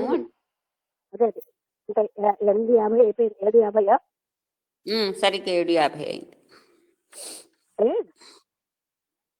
అసలు జీవన్ముక్తుడి స్థితి పరబ్రహ్మ యొక్క పొందిన స్థితి ఇందులో బాగా వర్ణిస్తున్నారు అన్నమాట. అంటే మనిషి యొక్క టార్గెట్ ఏదో అది ఆయన పొందేశాడు. ఆ మనిషి కాదు, ఏ మనిషి యొక్క ఉన్నతమైన లక్ష్యం అదే. తెలియదు మనిషిగా తన లక్ష్యం ఏమిటో తెలియకుండా జీవిస్తుంది. తెలుసున్న వాడికి అదే తన లక్ష్యం అని తెలుసు. అందుకని దానితో కంపేర్ చేసే సుఖం గాని, ఆనందం గాని, శాంతి గాని భూమి మీద ఎక్కడా లేదు. అందుకోసమే అది సుప్రీం, అంటే దానితో పోల్చడానికి ఇంకొకటి అన్యథ పరహ మరొకటి లేనే లేదు అని చెప్తుంది. ఆ స్థితికి చేస్తాడనమాట. అని ఈ మామూలు సుఖాలన్నీ కూడా దాంట్లో ఎన్నో వంతు, అంటే ఫ్రాక్షన్ అంటే అది అంటే 1/1,00,000 వంతు 1 వంతు సుఖమే మనం సుఖంగా జీవిస్తున్నాము. అందులో మొట్టమొదటి నుంచి మనకి ఏం చెప్పారు? ఆ ఆత్మతత్వాన్ని, ముక్తి పొందినటువంటి జీవన్ముక్తుడి స్థితిని, తర్వాత ఆ అసలైనటువంటి ఆత్మతత్వానికి మిగతా దానికి కొంచెంగా తేడా చెప్పారు అంతే. మిగతా అంతా కూడా ఆత్మస్థితిలో ఉన్న వ్యక్తి లక్షణాలు, ఆత్మస్థితి యొక్క లక్షణాలు అవే పదే పదే మనం చెప్తాం. అందుకనే దీన్ని ఏంటంటారు? ఇది మనం చెప్పేది శంకరాచార్యులు రాసినటువంటి ఆత్మబోధ అన్నారు. ఎందుకంటే ఆత్మతత్వం చెప్తారు. బోధ ఓకే, ఎవరికైనా అర్థం కాకపోయినా లేకపోతే అర్థమైన విషయం చెప్పాలన్నా నేను చెప్తే సంతోషం. నేను ఎక్కువసేపు టైం వేస్ట్ చేయను. ఎవరు చెప్పాలనుకుంటే చెప్తారు, లేకపోతే చెప్పండి చెప్పండి చెప్పండి కాదు. ఒక ఆనందంగా అయ్యే పిల్లలకి అవకాశం ఇస్తే నేను చెప్తాను చెప్తారు. ఎందుకంటే వాళ్ళకి తెలిసినది చెప్పడానికి వాళ్ళకి ఆనందం ఉంటుంది. మరి పెద్దలకు ఉన్న అహంతో ముందుకు రావట్లేదు. వీళ్ళకి అహం, నేను పెద్దవాడిని అయిపోయాను, నేను చెప్తే నాకు ఎంత అవమానం, ఇలాగ చెప్తే తప్పుగా చూపిస్తానేమో, ఇలాంటి భావాలన్నీ నేను అందుకే పిల్లల్లా ఉండండి అని చెప్తున్నాను. ఆ ఇంటరాక్షన్ అనేది చాలా సహాయం చేస్తుంది అందరికి. అందువల్ల నేను చెప్పమంటున్నాను. తర్వాత మీకు వచ్చింది మీరు చెప్పడంలో మరి కొంచెం నిశ్చితం అయిపోతుంది విషయం. అంతేగాని నేను మహా పెద్ద, నేను ఇంత గ్రేట్, నేను అలాంటి ముక్కలు చెప్తానా అన్న అహాన్ని మీరు ఛేదించాలి. అప్పుడు మాత్రమే బాగుంటుంది. ఆ అహాన్ని ఛేదించకపోతే లాభం ఏమిటి మనకి ఎంత చదివి కూడా? ఏ అహాన్ని ఛేదిస్తే ఆత్మతత్వం వస్తుందో ఆ అహాన్ని పోషించుకుంటూ కూర్చోవడం ఎంత రైతు? ఎవరెన్ని చెప్పినా నా ఆహాన్ని మాత్రం క్షేమంగా ఉంచుకుంటానంటే మరి మనం ఏం సహాయం చేయగలం వాళ్ళకి? లేకపోతే ఇంతసేపు విన్నాక ఒక 2 వాక్యాలైనా గ్రహించకుండా ఉంటున్నారంటే అది చాలా వాళ్ళ పట్ల దయ చూపెట్టాలి. మనం దయనీయమైన స్థితి. లేకపోతే ఆన్లో పెట్టి వింటం లేదు.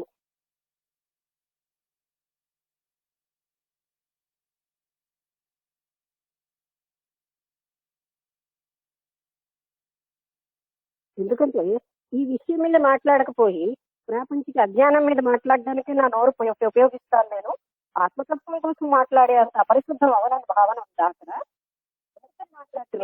మాట్లాడలేదు, మాట్లాడని వాళ్ళు. నేను ప్రాపంచిక మాయల కోసమే గంటలు మాట్లాడతాను, కానీ ఆ ఆత్మతత్వం ఏదైతే సంపూర్ణమైన సత్యమో దానికోసం నాకు మాట్లాడడానికి నా నోరు నేను వాడని అంటున్నారా?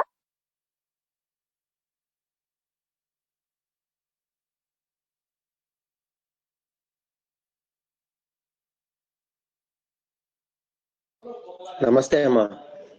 నమస్కారం. ఈరోజు శంకర విరచితము ఆత్మబోధ, ఆత్మజ్ఞాని యొక్క దివ్య లక్షణాల గురించి చక్కగా బోధించారమ్మా. ఇలాగా మనం ఆత్మజ్ఞాని యొక్క లక్షణాలు తెలుసుకోవడం వల్ల ఏంటి ఉపయోగము అంటే, నా దృష్టిలో మనం ప్రాపంచికంగా ఎన్నో భోగాలను అనుభవిస్తున్నాం, ఎన్నో ప్రాపంచిక అవసరాలను చక్కగా నెరవేర్చుకుంటున్నాం. కానీ అంతర్గతంగా సుఖాన్ని, శాంతిని అనుభవించలేకపోతున్నాం. నిరంతరం వేదనామయమైనటువంటి జీవితాన్ని అనుభవిస్తున్నాం. జ్ఞాని తన చుట్టూ ఏ సంపద ఉన్నా లేకపోయినా కూడా అంతర్గతమైనటువంటి నిత్య బ్రహ్మానంద సుఖానితో తన జీవితాన్ని గడుపుతాడు. అంటే ఈ ప్రపంచంలో ఎవరైతే అంతర్ముఖమైనటువంటి ఆనంద రసానుభూతిని పొందుతుంటారో వాడే అత్యంత భాగ్యవంతుడు. ప్రాపంచిక భోగాలు, ధనాలు, సంపదలు అన్ని ఉన్నప్పటికీ కూడా నిరంతరం దుఃఖమయమైనటువంటి జీవితాన్ని సాగిస్తాడో వాడే పరమ దరిద్రుడు. అలాంటి దరిద్రమైనటువంటి జీవితాన్ని నుంచి బయటపడాలి అంటే దివ్యమైనటువంటి అంతర్ముఖ ఆనందము చాలా అవశ్యము. అది లేకుండా జీవితం జీవిస్తే ఆ జీవితం పేడలో పురుగు జీవితం కంటే చాలా హీనమైనది అని అనిపిస్తుందమ్మా. అందుకోసం ఈ జ్ఞాని యొక్క లక్షణాల్లో ఏ కొద్దిపాటి లక్షణాలైనా సరే ఈ క్షణంలో మనలో ఉంటే, ఒకవేళ లేకపోతే వాటిని పునరుద్ధరణ చేసుకోవడానికి, వాటిని అనుభూతి చెందడానికి కావలసినటువంటి జ్ఞాన సంప్రాప్తము ఇలాంటి సత్సంగాల వల్ల మాకు లభ్యమవుతుందని చాలా ఆనందం కలుగుతుంది. ఇప్పటికీ కూడా మేము మారకపోతే, ఆ జ్ఞాన లబ్ధిని పొందాలని తీవ్ర తపన మాలో కలగకపోతే ఈ ప్రపంచంలో అత్యంత దురదృష్టవంతులుగా మారిపోతామేమో అనిపిస్తుంది. అందుకోసం ఇలాంటి గొప్ప గ్రంథాలు మా అంతరంగాన్ని హెచ్చరిస్తున్నాయి, మా జీవిత గమనాన్ని నిర్దేశిస్తున్నాయి. ఇప్పటికైనా ఆనందం మా సొంతమని, ఆనందం పొందకుండా జీవితాన్ని ముగిస్తే, ఆనంద జ్ఞాన సమపార్జన చేయకుండా ఈ జీవితాన్ని ముగిస్తే జీవితం చాలా దురదృష్టకరంగా మారిపోతుందని అనిపిస్తుందమ్మా. ప్రతి మాట హృదయానికి ఒక హెచ్చరికలాగా అనిపిస్తుంది, జీవిత పరమార్థాన్ని నిర్దేశిస్తుంది.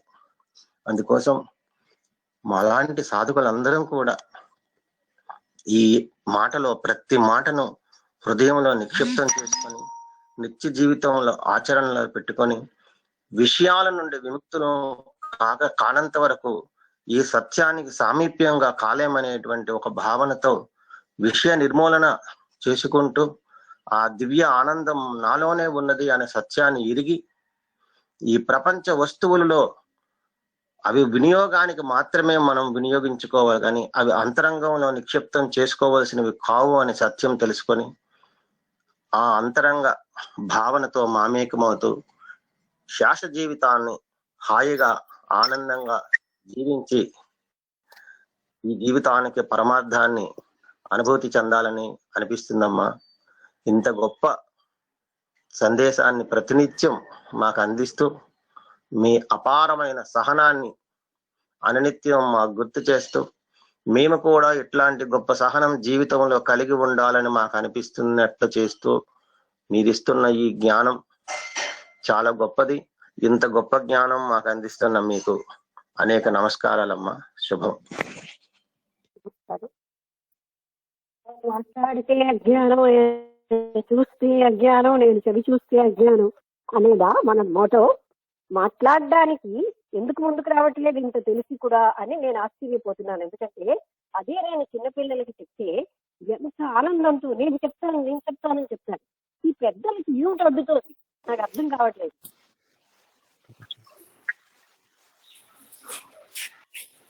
పెద్దవాళ్ళ నాహం తప్ప ఏముంటుంది? నమస్తే అమ్మా. నమస్కారం. వసంత్ మాట్లాడుతున్నాను. చెప్పండి అమ్మా. ఈరోజు ఆత్మజ్ఞాని లక్షణాలు చాలా బాగా అర్థమయ్యాయి. వారికి ఇంకా దేహ స్పృహ ఉండదు. వారు చేసే కర్మలు కూడా ఆ విధంగానే దేహ స్పృహ లేకుండా ఉంటాయి అనే విషయం నేను బాగానే అర్థమైంది. అయితే 84 లక్షల జీవరాశుల్లో దేహస్పృహ లేకుండా అంటే కర్మలన్నీ కరెక్ట్ గా చేస్తారు కానీ వాటి ఫలితాలు అంటించుకోరు. భోక్తృత్వం ఉండదు. అదే 84 లక్షల జీవరాశుల్లో ఉత్తమమైనది మానవ జన్మ అన్నప్పుడు ఆ మానవ జన్మ ఎత్తినందుకు ఇలాంటి సత్సాంగత్యం, ఉత్తమమైన జ్ఞానబోధ ఇలాంటివి మాకు ప్రతినిత్యం ఇలా జరగడం చాలా బాగుంది. ఇక్కడ ఒక చిన్న మాట చెప్పాలనుకుంటున్నాను. మాకు కాలనీలో జరిగే భగవద్గీతలో ఒక ఆయన వచ్చి చెప్తూ ఉంటారు. ఆయన ఒక ఉదాహరణగా చెప్తారు. అమెరికా ఫ్లైట్ లో బొద్దెంక వెళ్ళింది, అమెరికా వెళ్ళింది, రాను వచ్చింది, కానీ అది ఏం చేసిందంటే ఫ్లైట్ లోనే ఉంది. అలాగే చాలా మంది పుడుతూ ఉంటారు, వాళ్ళు పని అయ్యాక వెళ్ళిపోతూ ఉంటారు, కానీ ఏమీ నేర్చుకోరు, చూడరు అని.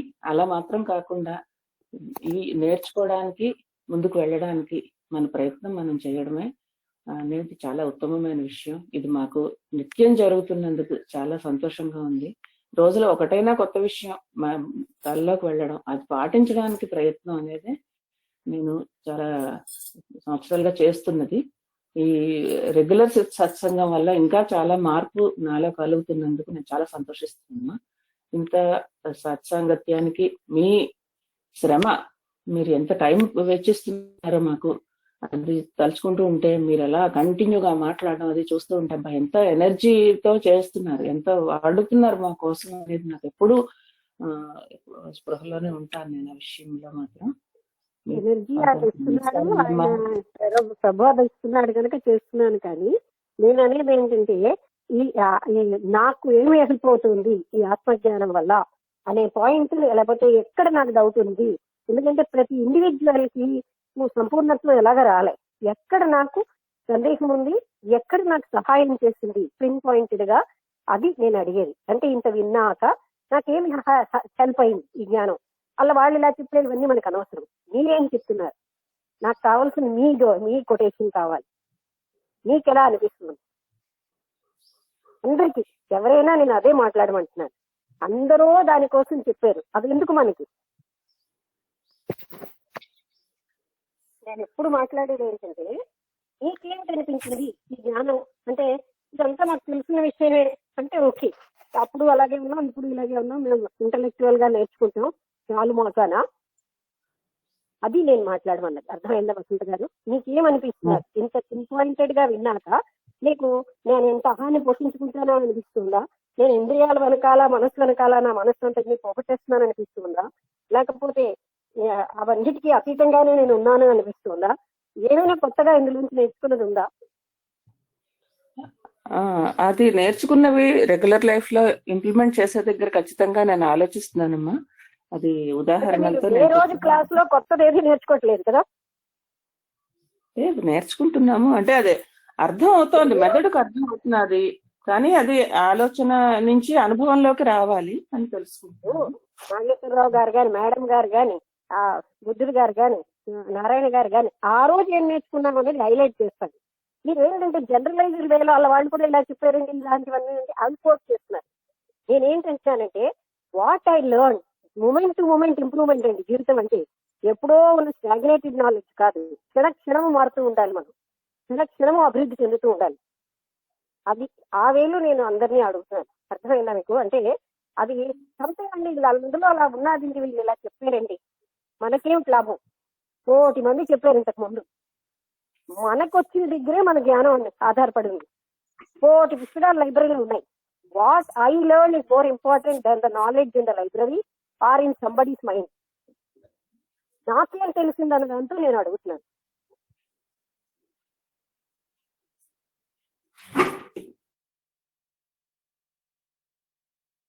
ఆ రకమైనటువంటి ఓపెన్ మైండ్ లేకపోతే ఎదుగుదల సంభవం కాదు. అంతా నాకు తెలుస్తున్నది అన్న అదే కృష్ణమూర్తి గారు అంటారు, అటువంటి వాడు అంటే అంత అటెన్షన్ పెట్టి అంత ఎనర్జీ పెడితే గానీ ఆ రోజు కొత్త విషయం ఏం నేర్చుకున్నామని మనకు తెలియదు. దానికి చాలా ఎనర్జీ పెట్టాలి.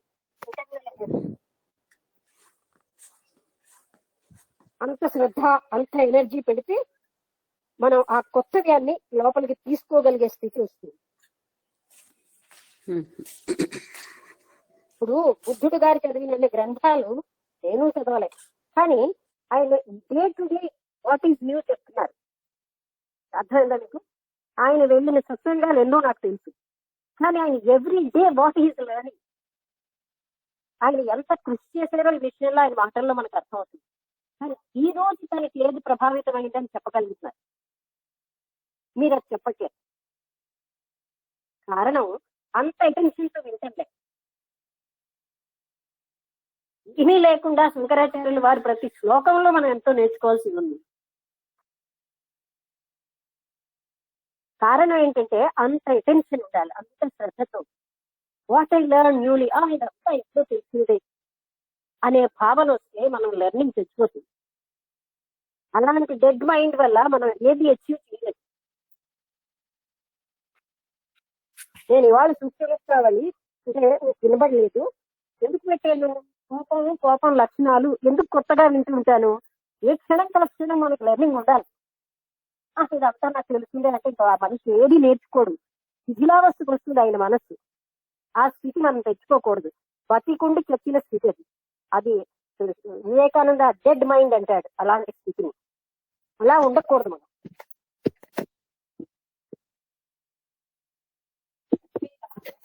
చాలా మంది తెలియదు అది డెడ్ మైండ్, అది చాలా తప్పుడు స్థితి అని. క్షణం లెర్నింగ్ ఉండాలి. Moment to moment awareness and learning అనేదే జీవం. క్షణక్షణం నేర్చుకోగలగాలి, క్షణక్షణం మారుతూ ఉండాలి. మనకు తెలిసిన ఎప్పుడైతే పూర్తిగా నేర్చుకుంటామో అప్పుడు అంతరంగం మారుతుంది.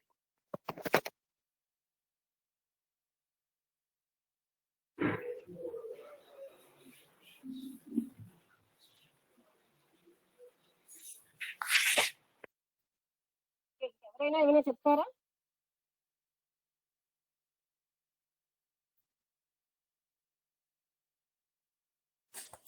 Hello Lakshmi, hello hello. నేనే నాకు అంటే ఇవాళ నిన్న మొన్నట్లో నేను ఆలోచిస్తున్నాను ఈ మనస్సుని ఎలా నిలపడం ఏమిటి అని, దాని గురించి కదా మొన్న యోగ వాసిష్ఠలోని వాటిలో మాట్లాడాము. అయితే నాకు నేను ఇవాళ ఎందుకో నాకు కరెక్ట్ అలా ఫ్లాష్ అనిపించింది ఏదో యోగా చేసినప్పుడు ఎప్పుడు. అది ఈ మనస్సుని అంటే మనం దృష్టి ప్రెజెంట్ మీద ఉంచినంతసేపు, అంటే ఏదైనా పని మీద కానీ దీని మీద కానీ మనసు వెనక్కి వెళ్ళదు. అది చూశాను నేను. అంటే మనం పని చేస్తున్న ఎదురుగుండా ఉన్న పని చేస్తున్నంతసేపు ఏంటంటే మరి నాకు ఆ మనస్సు అదే స్థితి ఏమో అని నాకు అనిపించింది. ఆ ఎదురుగుండా ఉన్న పని మీద ధ్యానం పెట్టడం వల్ల ఇంక గతంలోకి వెళ్ళే ఆ మనస్సు అనే టైప్ ఆ తత్వం అనేది లేదు. ఎప్పుడైతే ఖాళీ వచ్చేస్తుందో, ఒకప్పుడు పనులు చేస్తున్నా కూడా ఖాళీ వచ్చేస్తుంటుంది. ఆ ఖాళీలోంచి మళ్ళీ వెనక నేను ఆ మనస్సు అంటే గతం జ్ఞాపకమే అని అనిపిస్తున్నది నాకు. అవునా కాదా అని ఫ్యూచర్ కళలు, ప్రెసెంట్ లో కూడా కళలు అవన్నీ కాకుండా అంటే మనస్సు కిల్ చేయడం అంటే ప్రెసెంట్ మీద ఎక్కువ దృష్టి పెడితే అది వెనక్కి అది కదలదు అని అనిపిస్తున్నది. అదే అటెన్షన్ తో ఉన్న ధ్యానం అంటారు. అటెన్షన్ పెట్టడం ప్రతి పనిని. కల్కి వాళ్ళు ఒక ధ్యానం నేర్పారన్నారు. మీరు చెప్తారా అంటే ఒక 5 అడుగులు నడుస్తూ ప్రతి క్షణము నడిచేదాన్ని ధ్యానం పెట్టడం, తింటూ తినే దానిని ధ్యానం పెట్టడం, అలాగా ప్రతి దాని మీద టోటల్ అటెన్షన్ పెట్టడం. ఆ టోటల్ అటెన్షన్ పెట్టడం పెడితే అది ఎలా ఉంటుందంటే మనస్సు చూడు ఏమి పని చేయనప్పుడు వెళ్ళిపోతుంది కదా మనస్సు, అలా అది వెళ్లకుండా ఉంటుంది. దానివల్ల ఒక సుఖం ఉంటుంది, ఆ జ్ఞాపకాలు రావు. అది నేను ఒకటి అబ్జర్వ్ చేశాను. రెండోది ఏంటంటే ఇంకొకటి విషయం నేను తెలుసుకుంది, ఈ పుస్తకాలన్నీ చదవడం అంటే నేను ఒక ఏడాది నుంచే అంటే మీ అందరితో పరిచయం దగ్గర నుంచేనే ఇలాంటి ఆత్మజ్ఞానం ఈ విషయాలు తెలుస్తున్నాయి. మనస్సు వేరు బుద్ధి వేరు ఇలాంటివన్నీ నాకు ఎప్పుడు ఏం తెలియదు. అయితే ఇప్పుడు ఇవి చదువుకున్న తర్వాత మిగతా వాళ్ళు వాట్సాప్ల మీద వాటి మీద ఏవేవో పంపిస్తూ ఉంటారు. వాటి మీద అది ఇప్పుడు మనం చేసుకున్న దానికంటే అది చాలా తక్కువ లెవెల్లో ఉన్నట్టుగా పెద్ద ఇంట్రెస్టింగ్ గా కనిపించదు. ఆ మార్పు ఒకటి అబ్జర్వ్ చేశాను. అది ఆత్మజ్ఞానం సాలిడ్ గా మనం నేర్చుకుంటున్నాం. దీనికంటే ఏది కూడా సారవంతమైంది కాదు. అలా అనిపిస్తుంది. అది ఇంకా సారవంతం అనిపిస్తుందంటే రాగద్వేషాలతో ఉన్న మనస్సు, అజ్ఞానంతో భ్రాంతితో ఉన్న మనస్సు కారణంగా అవి సారవంతం అనిపిస్తాయి తప్ప అసలు సారం ఏదో మనం ఇందులోనే తెలుసుకుంటాం. అదే ఇది ఇప్పుడే చదివాను కదా, ఏ జ్ఞానాన్ని అయితే తెలుసుకుంటే మరో జ్ఞానం అనేది అక్కర్లేదు అని ఒక పాయింట్. అది దాంతో కంపేర్ చేస్తే నాలెడ్జ్ కి రకరకాల స్టేటస్లు ఉన్నాయి. ఇది చదివిన తర్వాత మనం మిగతా వాట్సాప్లోని వాటిలోని అన్ని పంపిస్తూ ఉంటారు. అవి నాకు అంతగా ఏం ఇంట్రెస్టింగ్ అంటే నేను అన్ని స్కిప్ చేసిస్తూ ఉంటాను, లేకపోతే డిలీట్ చేసిస్తూ ఉంటాను. అంటే చూడొచ్చు అవి ఏమిటి వాళ్ళు రాశారు అన్నది, కానీ అప్పుడప్పుడు అది అవసరం లేదు అని అనిపించిస్తూ ఉంటుంది. అది అలా అంటే మామూలు మామూలు ఇప్పుడు కొంతమంది మన వాళ్ళు పెడుతున్నారు ఈ అష్టావక్ర దీంట్లో, అది బాగానే ఉంది, అలాంటివి బాగానే ఉంది. కానీ మన వాళ్ళు నార్మల్ ఫ్రెండ్స్ వీళ్ళు ఏదో అక్కర్లేనివన్నీ పెడుతూ ఉంటారు కదా, ఈ ప్రపంచంలో ఇక్కడ ఇన్సిడెంట్ అయింది అక్కడ ఇన్సిడెంట్, అవన్నీ ఎక్స్టర్నల్ నాలెడ్జ్ లాగా అనిపిస్తుంది.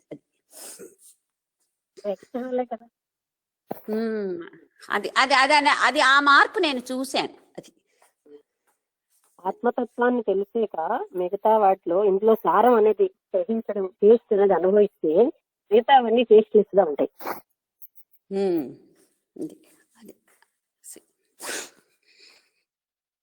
ఓకే.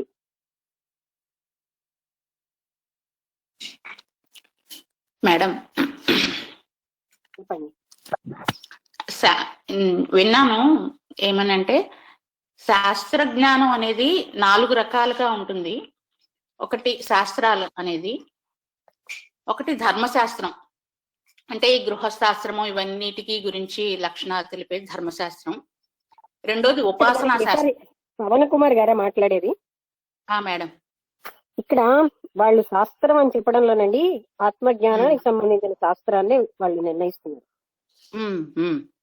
అదే మేడం. మనకి అవన్నీ ఇప్పుడు అక్కర్లేదు. ఎందుకంటే ప్రజెంట్ మనం కేవలంగా ఆత్మబోధలో ఆత్మతత్వాన్ని పట్టుకున్నాం కదా. అసలు అన్ని పుస్తకాలు మనం అలాంటివే ఎంచుకున్నాం. మన శాస్త్రాలలో అని చెప్పడంలో అంటే ఆ శాస్త్రం అంటే ఆత్మజ్ఞానానికి సంబంధించిన శాస్త్రమే ఇక్కడ అండర్స్టూడ్. మిగతా అన్ని శాస్త్రాలతో కాదు కదా. నేను చెప్పదలుచుకుంది ఏంటంటే మేడం, అంటే మనం హైయెస్ట్ అటైన్మెంట్ కలిగిన శాస్త్రాన్ని అంటే ఇప్పుడు ధర్మశాస్త్రం, ఉపాసనా శాస్త్రం, తర్వాత ఉపాసనా జ్ఞానం, తర్వాత జ్ఞానశాస్త్రం, తర్వాత తత్వశాస్త్రం. మనం చదువుతున్న తత్వశాస్త్రం హైయెస్ట్ ఇదే మేడం. మనం అదే పట్టుకున్నాం మొదటి నుంచి. అన్నిటికంటే హైయెస్ట్ ఏంటో అది పట్టుకున్నాం. అదే త్రిపుర రహస్యం. ఆ త్రిపుర రహస్యం తర్వాత ఇవన్నీ మనకి తెలుసు అర్థమవుతుంది. అంటే అందులో మరి ఏంటో గ్రేస్ ఆఫ్ దత్తాత్రేయ చాలా క్లియర్ గా ఆయన వర్ణించారు. అది తెలిసిన తర్వాత మనకి ప్రతిదీ సింక్ అర్థం అవుతుంది. వాళ్ళు ఎలాంటి ట్విస్టింగ్ పెట్టినా మనకి అర్థం అవడానికి కారణం ఆ గ్రౌండ్ ఉండబట్టి. ఇప్పుడు బాగా సబ్జెక్ట్ ఇవ్వగలడు, ఆన్సర్ ఇవ్వగలడు, అలాగనమాట. మనం చదివేది అపూర్ణమైనటువంటి జ్ఞానం, అది చిన్న విషయం కాదు. అందుకే అందులో రుచి ఉంటే ఇంకా దేంట్లో రుచి కూడా డ్రాప్ అయిపోతుంది. ఎందుకంటే అన్ని దీని సారంతో జరుగుతున్నాయి.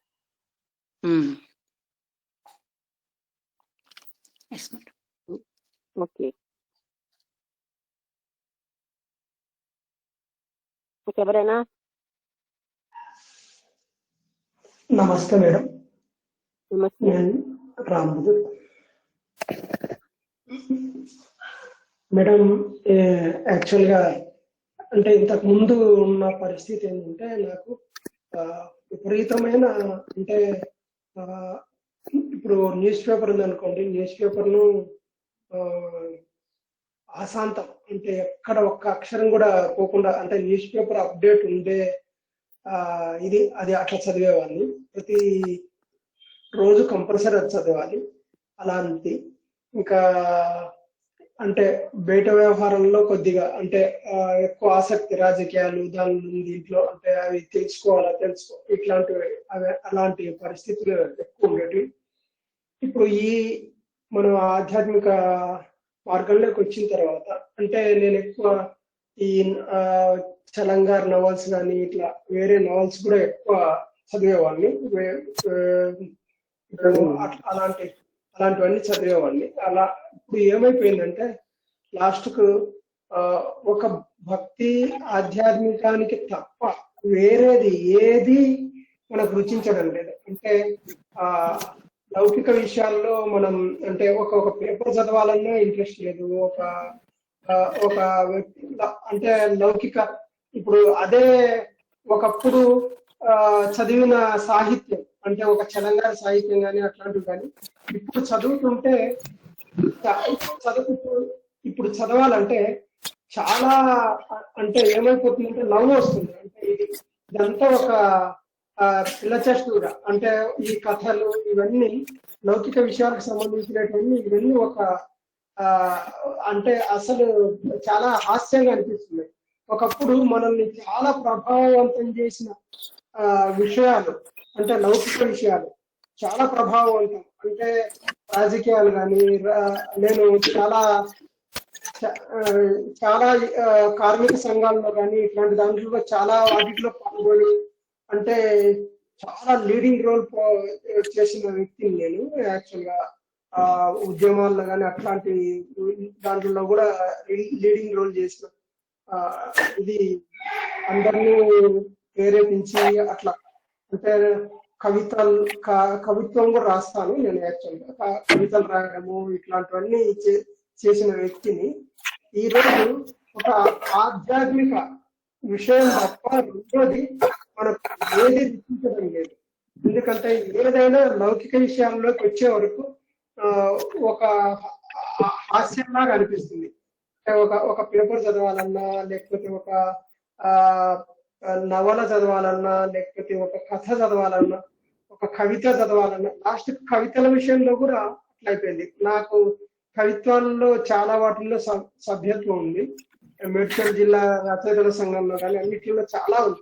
చాలా మంది కవులు రాయి అని చెప్తుంటారు, మళ్ళీ మనం అట్లా ప్రేరణ చేస్తూ ఉంటారు. కానీ నాకు అసలు నన్ను వద్దంటే దాంట్లోకి మెంబర్ గా తీసుకుంటారు. కానీ అయితే ఇప్పుడు ఏ దాంట్లో కూడా నేను యాక్టివ్నెస్ అనేది లేకుండా అయిపోయింది. నాకై నేను అంటే ఇంకొకటి కూడా ప్రజలతోటి సంగమం కూడా చాలా తగ్గిపోయింది. నేను మ్యాక్సిమం అసలు యాక్చువల్ గా చెప్పాలంటే నన్ను ప్రకృతే ఒంటరిని చేసేసింది. ఎందుకంటే అదేదో తెలియదు. నా భార్య చనిపోయింది, నా పిల్లలు ఇద్దరు యూఎస్కి వెళ్ళిపోయారు, ఇంకా నేను ఒంటరిగా గడపాల్సిన పరిస్థితి ఉంది. ఆ పరిస్థితిని యాక్చువల్ గా చెప్పాలంటే ఆ పరిస్థితిని చాలా బాధగా డీల్ చేయాల్సిన పరిస్థితి అది. ఎందుకో నాకైతే అది క్రమంగా అలవాటు అయిపోయి ఆ ఏకాంతం అనేది ఒక వరంగా, అంటే నాకేం దాని మీద ఫీలింగ్ అనేది లేదు. ఏకాంతమే గొప్పది అనేటట్టు అనిపిస్తుంది. అంటే ఎవరైనా ఇప్పుడు ఒకరితోటి కలిసి మాట్లాడాలి, రామాయణం ఒక లౌకిక విషయాలతో చర్చించాలి, ఇలాంటిది అసలు దానికి దూరంగా అయిపోయింది. ఆ జీవితమే అలా లాక్కుపోయింది. లాక్కుపోవడం వల్ల అసలు మనిషికి అంటే వాటి మీద ఆసక్తి తగ్గిపోయి మెయిన్ ఇదే జరిగిపోయింది. అంటే నేను ఇప్పుడు ఖాళీగా ఉన్నా కూడా నాకేమి బోర్ కొట్టడం కానీ, లేకపోతే ఒక ఇది చేయడం కానీ, ఇలాంటి పరిస్థితులు అయితే నాకు కనిపించడం లేదు. నేను పోయి ఒక వ్యక్తిని కలవాలి, నాకు ఇప్పుడు అసలు అనవసరం టైం పాస్ కావట్లేదు, ఒక వ్యక్తితో మాట్లాడాలి అట్లా అనిపించడం లేదు. అయితే ఏ వ్యక్తితో మాట్లాడాలన్నా ఆధ్యాత్మిక విషయాలు చర్చకు వచ్చే వరకు గంటలు మాట్లాడాలంటే మాట్లాడతాను. నాకేం అంత ఇబ్బంది అనిపించదు. ఓన్లీ లౌకిక విషయాలకు వచ్చే వరకు నేను మాట్లాడాలంటే చాలా ఇబ్బంది పడుతుంటాను. అందుకే కొంతమంది మిత్రులు ఇప్పుడు పవన్ కానీ ఇలాంటి వాళ్ళు దూరంగా ఉన్నా సరే వారానికి ఒకసారి 2 సార్లు అట్లా దాదాపు గంటన్నర సేపు ఆధ్యాత్మిక విషయాలే చర్చించుకుంటాం. కానీ అసలు లౌకిక విషయాలు అనేది ఎక్కడ రానే రాదు. లౌకిక విషయాలు మాట్లాడాలంటే కూడా అట్లా అనిపిస్తుంది. అంటే ఏదో పెద్ద మనం ఏదో స్థాయికి వెళ్ళిపోయామనే అనేది కాదు, అంటే విముఖంగా అనిపిస్తుంది. అంటే లౌకిక విషయాలు దాంట్లో మనకు ఏం రుచి అనేది అనిపించడం లేదు. ఒక వ్యక్తి వచ్చేసి ఏదో చెప్పి హస్కు కొడుతున్నాడు అని అంటే అతనికి దూరంగా, అంటే ఎందుకు ఇవన్నీ అని చెప్పేసి ఆ టైపు మనసు ఇదైపోతుంది. కానీ మనకేమనిపిస్తుంది అంటే ఎక్కడ ఎవరి దగ్గర ఏం మాట్లాడినా అతనికి ఏదైనా కొంచెం మన ఆధ్యాత్మిక విషయాలకు సంబంధించిన, అంటే ఏ స్థితిలో ఉన్నా ఆధ్యాత్మిక విషయాలను కొంచెం ఆ మనిషికి ఎదుటి మనిషికి కొంచెం ఇంజెక్ట్ చేద్దాం, అంటే ఆ మనిషికి కొంచెం ఆసక్తి పెంచుదాం, ఆ టైప్ లో ఆలోచన చేసి, అంటే ఒక లౌకిక మిత్రులు ఉన్నా కూడా సరే వాళ్ళ దగ్గర కూడా ఇలాంటి విషయాలనే ప్రస్తావించి ఏదో ఒక సందర్భంలో భగవంతుడు దాని గురించి ఇట్లా మాట్లాడుకుంటూ వాళ్ళను ప్రేరణ చేయడానికి మనం ప్రేరణ చేస్తేనే వాళ్ళు ప్రేరింపబడతారు అనేది కాదు. ఒక ప్రయత్నం అంటే ఒక మనిషి కనిపించాడు అని అంటే ఆ మనిషిని కొంచెం అంటే మాట్లాడడానికి ఎంత లౌకిక విషయాలు వచ్చినా సరే మళ్ళీ దీంట్లోకి తీసుకొచ్చేసి అట్లా మాట్లాడాలని అతనికి ఏదో ఒకటి చెప్పడము అట్లా అనిపిస్తుంది. అంటే అందరూ మారుతారని కాదు, కానీ మనల్ని ఒక వ్యక్తి చూశాడు అంటే సింబలైజ్డ్ గా ఇతను ఇతను కొంచెం ఆధ్యాత్మికంలో ఉంటాడు, ఇతనితో మాట్లాడితే ఇదే ఆ టైప్ లో ఇది వస్తుంది, ఒక ఇది అట్లా ఉంటుంది. మనం ఆ విధంగా అంటే చాలా వరకు మార్పు అంటే ఒక నాకు నాకు నా భార్య పిల్లలు ఉన్నప్పుడు కూడా నేను ప్రతిరోజు స్వాధ్యాయం అంటే ఏదో ఒక గ్రంథం ఆఫీస్ నుంచి వస్తానే కొంచెం ఫ్రెష్ అప్ అవ్వడం, మళ్ళీ ఒక గ్రంథాన్ని పూజలో చేసుకోవడం, ఒక గ్రంథాన్ని తీసుకోవడం, దాన్ని 1 గంట కానీ 2 గంటలు కానీ అట్లా చదువుతూ కూర్చొని దాంట్లోనే మనం మైమర్చిపోయి ఉంటాం. అంటే ఇంట్లో వాళ్ళకి విసిగి వచ్చేసి ఇంకా లేస్తావా ఏంటి, భోజనం టైం అయింది అనేంత వరకు, అంటే ఇది తెలిసి కూడా మేము ప్రతిరోజు అలాగే కూర్చుండేవాళ్ళు. ముందుగా వాళ్ళు వాళ్ళు వాళ్ళు వాళ్ళు లేపేంత వరకు అలాగే కూర్చుండేది, అలాగే స్వాధ్యాయం చేసుకుంటూ ఉండేవాళ్ళు. ఎందుకంటే అది అలవాటు అయిపోయింది. అంటే ఏదో గచ్చులో పడాలని ఏం లేదు, కానీ ఇంట్లో కూడా అదే వాతావరణం వాళ్ళకు అలవాటు అయ్యేటట్టు చేశాను. కానీ నెలకు అంత తొందరగా ఆధ్యాత్మికం అంటుకోదు, కానీ మన మన ప్రయత్నాలు అయితే చేసుకుంటూ వచ్చాము. ఇట్లా అంటే బయట అంటే ఒక ఆఫీస్ అయిపోయింది ఏంటంటే ఇంకా ఎక్కడ ఆగాల అనే అనిపించేంత పరిస్థితి డైరెక్ట్ ఇంటికి రావడం, మనం ఈ కార్యక్రమాలు చేసుకోవాలా అనేది ఇట్లా ఉండేది. ఇలాంటిదే అంటే కొన్ని సంవత్సరాల నుంచి నడుస్తూ ఉంది. ఇట్లా లాస్ట్ కు ఏమైందంటే సడన్ గా ఒంటరిని చేసి భగవంతుడు ఈ విధమైన స్థితిని మనకు కల్పించాడు. మరి ఇంకా జీవితం ఎంతవరకు ఎలా ముందుకెళ్తుందనేది నాకు ఐడియా లేదు. ఇంకా జస్ట్ లైక్ ఒక ఫుట్బాల్, ఆ బాల్ ఎక్కడ కొడితే అక్కడికి వెళ్ళిపోతుంది. అది ఏమవుతుందో, గోల్ అవుతుందా లేకపోతే ఫెయిల్ అవుతుందా, అది ఇంకా భగవంతుడు నిర్ణయించాల్సింది. ఒక ఫుట్బాల్ లాగా జీవితం ఉంది. ఈ ఫుట్బాల్ ను ఎలా ఆడుకుంటే అలా, అంటే ఆ సృష్టి ఎలా ఆడుకోండి, దానికే సంబంధం లేదు. ఎలా పోతుందో ఇది చేద్దామని ఉంటున్నాను మేడం. జై సాయిరామ్.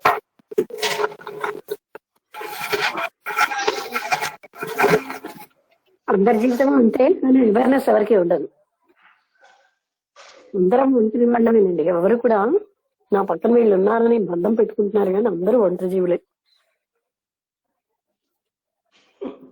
అదే మేడం, అంటే అట్లా ఆ యొక్క చైతన్యం ఎలా నడుపుకుంటూ పోతుందో దాన్ని చూడడం తప్ప మనం ఏం చేయలేం కదా మేడం. జీవితం అంటే అంతే కదా. ఇంకెవరైనా మాట్లాడతారా?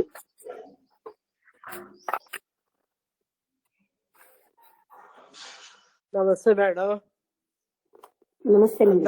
అందరూ ఒంటరి వాళ్ళ అనేది మాత్రం కరెక్టే మేడం. ఎవరికి ఎవరు ఈ లోకంలో అందరూ అలా ఒంటరిగానే వస్తాం, ఒంటరిగానే పోతాం. అట్లా ఆ టైప్ లో నాది కూడా ఈ ఒంటరితనం మీద ఇదివరకు ఏదో లేదు, వాళ్ళు లేరు వీళ్ళు లేరు అట్లా ఉండేది. కానీ ఇప్పుడు అసలు నాకు అనిపించట్లేదు అది ఒంటరితనాన్ని మంచి ఈ ఆధ్యాత్మికం కానీ ఇంకా దాని వైపు మీరు బాగా కదిలించారు.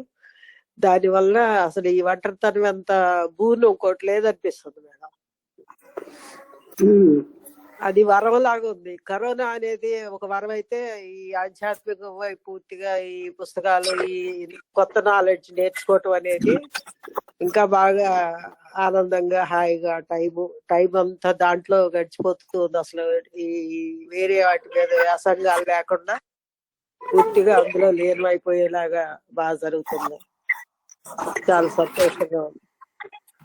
మీరు ఆ ఒంటరితనాన్ని ఎంజాయ్ చేయడానికి మీ ద్వారా ఒక మంచి అవకాశం. సంతోషం మేడం. ఫోన్ ఏదో వస్తుంది. సంతోషం మేడం. ఇంకెవరైనా మాట్లాడతారా?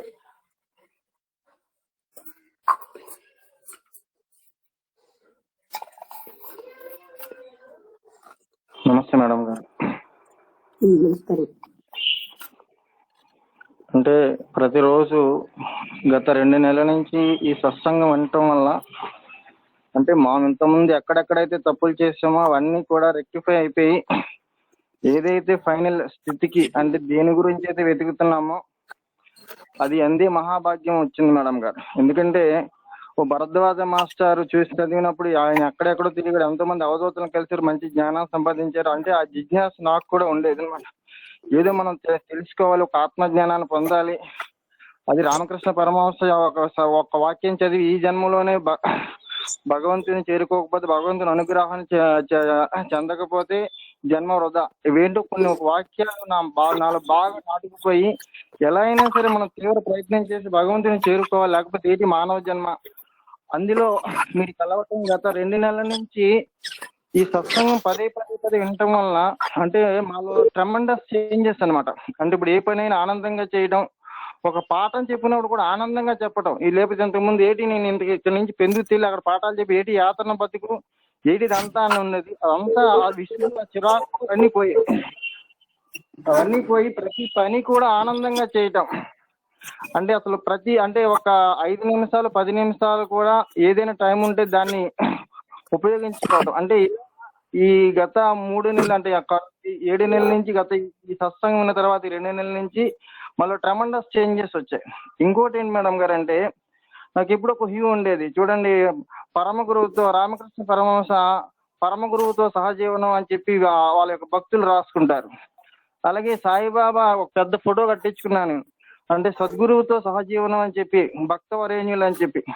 అంటే అలాంటి గొప్ప సహజీవనాన్ని ఈ రోజు మా అందరికి మీరు ఎంత అందిస్తున్నారంటే, అంటే అలాంటి ఇప్పుడు పుస్తకాలు చదవడమే తప్ప ఇలా ఆత్మజ్ఞానాన్ని అంటే పదే ఎందుకంటే మనకి ఎవరు కూడా ఈ ఆత్మజ్ఞానాన్ని ఇంతగా బోధించినటువంటి సందర్భాలు లేవు. ఎందుకంటే ఒకనొకప్పుడు ఒక సత్సంగం గురించి ఎక్కడో 20 కిలోమీటర్లు నడుచుకెళ్ళి 1000 ప్రయాసాలు పడి రాత్రి 10 గంటలకు ఇంటికి వచ్చేవారు. అటువంటిది ఈ కరోనా ప్రభావం కాకుండా అలాగే అంటే జీవుడికి ఎప్పుడైతే మంచి దశ వచ్చిందో ఇలాంటి సత్సంగంలో పాల్గొనేటువంటి గొప్ప యోగ్యత లభిస్తుందేమని చెప్పి నేను మనస్ఫూర్తిగా నమ్ముతున్నాను మేడం గారు. ఎందుకంటే దీనివల్ల నాలో ఉన్నటువంటి అనేకమైనటువంటి దుర్వృత్తులు అయితేనేమి, విసుగైతేనేమి, చిరాకు అయితేనేమి, దీన్ని దేని గురించి పరితపిస్తున్నాను అదంతా దొరికింది. ఎప్పుడు ఎందుకంటే సాయిబాబాతో ఎంతో మంది సహజీవనం చేశారు, వీళ్ళంతా పుస్తకాలు చదువుకోవడం తప్ప మేము కూడా ఒక మంచి సద్గురువుతో ఒక మంచి మహాత్ములతో సహజీవనం చేస్తున్నాం. గొప్ప సత్యాన్ని మేము తెలుసుకోగలుగుతున్నాం. సత్యం వైపు మేము ప్రయాణం, ఎందుకంటే మీరు చెప్పి ప్రతి మాట నరనరాలో రక్తాన్ని మరిగించేస్తుంది అన్నట్టు విధంగా అయిపోతున్నాం ఒకసారి. అయితే అంత గొప్ప సహనంతో ప్రేమతో చెప్పినటువంటి మీకు శతకోటి ధన్యవాదాలు మేడం గారు. తప్పకుండా మీ కృపాకటాక్షంతో తప్పకుండా ఈ జన్మలో మేము తరించేటువంటి మహాభాగ్యం తప్పకుండా ఆత్మజ్ఞానాన్ని తప్పకుండా పొందుతాం మేము. సంతోషం అండి.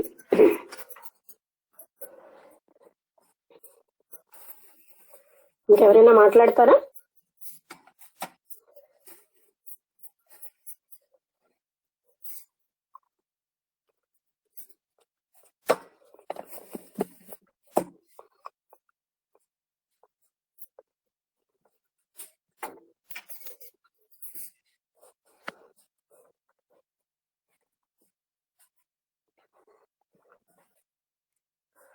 మాట్లాడని వాళ్ళు ఎవరైనా మాట్లాడండి.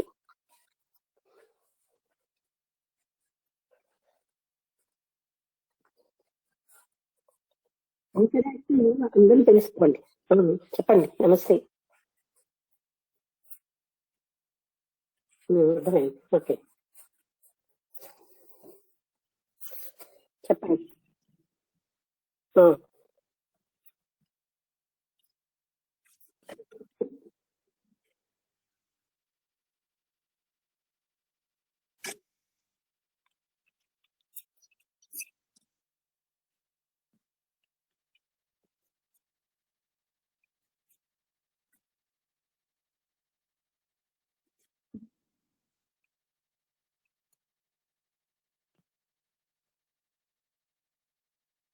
బాగా పెట్టుకున్నారే, కరెక్ట్గా పెట్టుకున్నారు.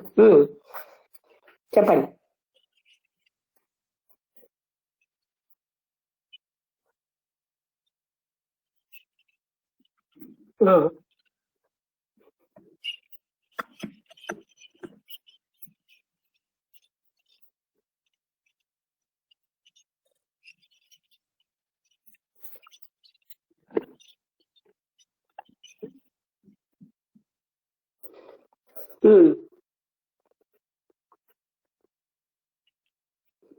అంటే జ్ఞానం తెలుసుకోవాలని తపన లేకపోవడం బట్టే కదా వాటిల్లోనే ఇంకా మునిగిపోతున్నాం.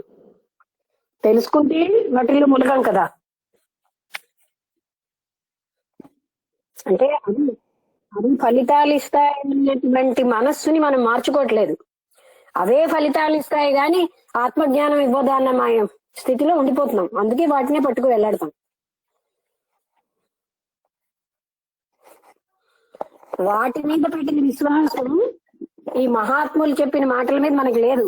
త్రిపుర రహస్యంలో సాక్షాత్తు దత్తాత్రేయులు వారు చెప్పినా, శంకరాచార్యులు వారు చెప్పినా, యోగ వాసిష్టంలో ఉన్నటువంటి వశిష్ఠ మహాముని చెప్పినా, అష్టావక్రుడు చెప్పినా, మనకి గతంలో ఉన్న విశ్వాసాన్ని మనం మార్చుకోవడానికి ఇష్టపడక అవే పట్టుకు వెళ్లాడతాం.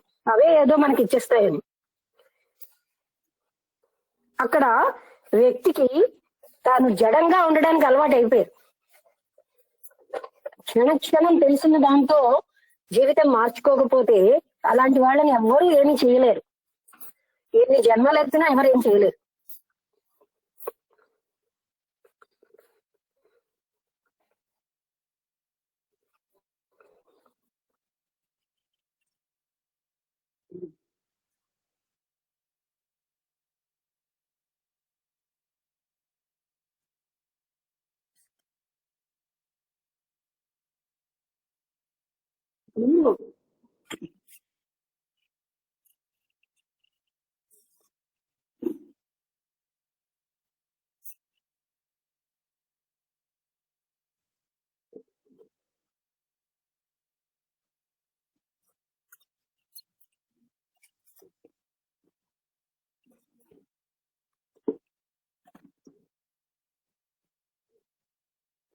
అటు పూజలు ప్రారంభ కర్మ కాదు, పూజలు చేసే మనస్సు ప్రారంభ కర్మ వల్ల ప్రార్థించింది.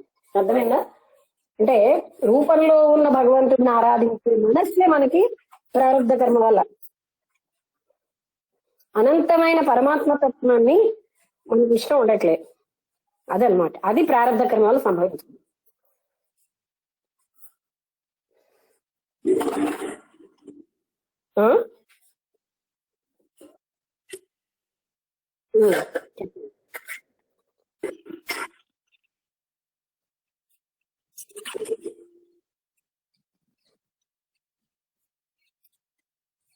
ఉంది కదా.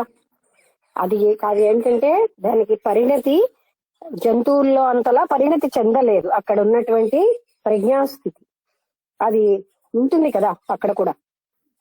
అందుకే శకుంతల మొదలైన వాళ్ళు వెళ్తే అది చాలా వృక్షాలన్నీ శోకించేయని, మహాత్ముల సాంగత్యంలో ఉన్నప్పుడు వృక్షాలు కూడా చాలా బాగా ఉంటాయని ఇవన్నీ వింటున్నాం కదా.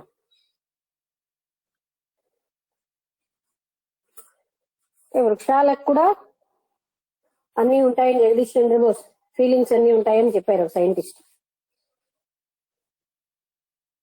అందుకే మ్యూజిక్ లో కొన్ని వృక్షాలు బాగా మంచి మ్యూజిక్ స్పందించి బాగా అవి పువ్వులు చిగురించడం, పువ్వులు పెట్టడం బాగా చేస్తాయి. అంటే వాటికే గాని అదే లేకపోతే అవి చెయ్యవు కదా అలా.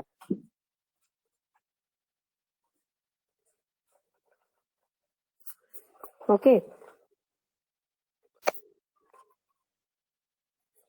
ఓకే, ఇంకెవరైనా?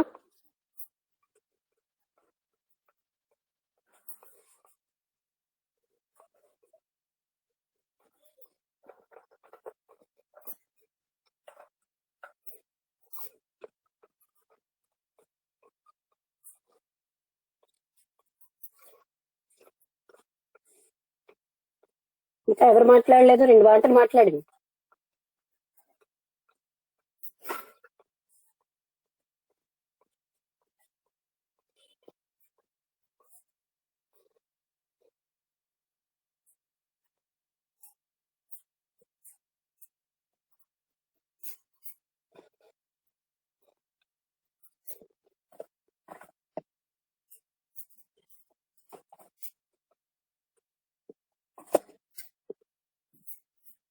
జ్ఞానాన్ని కంపేర్ చేస్తూనే కూర్చుంటామంటే మరి నేనేం చెప్పలేను.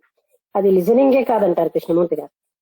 గతం ఆర్జించిన జ్ఞానంతో కంపేర్ చేసుకుంటూ వినడం అన్నది ట్రూ లిజనింగ్ కాదు.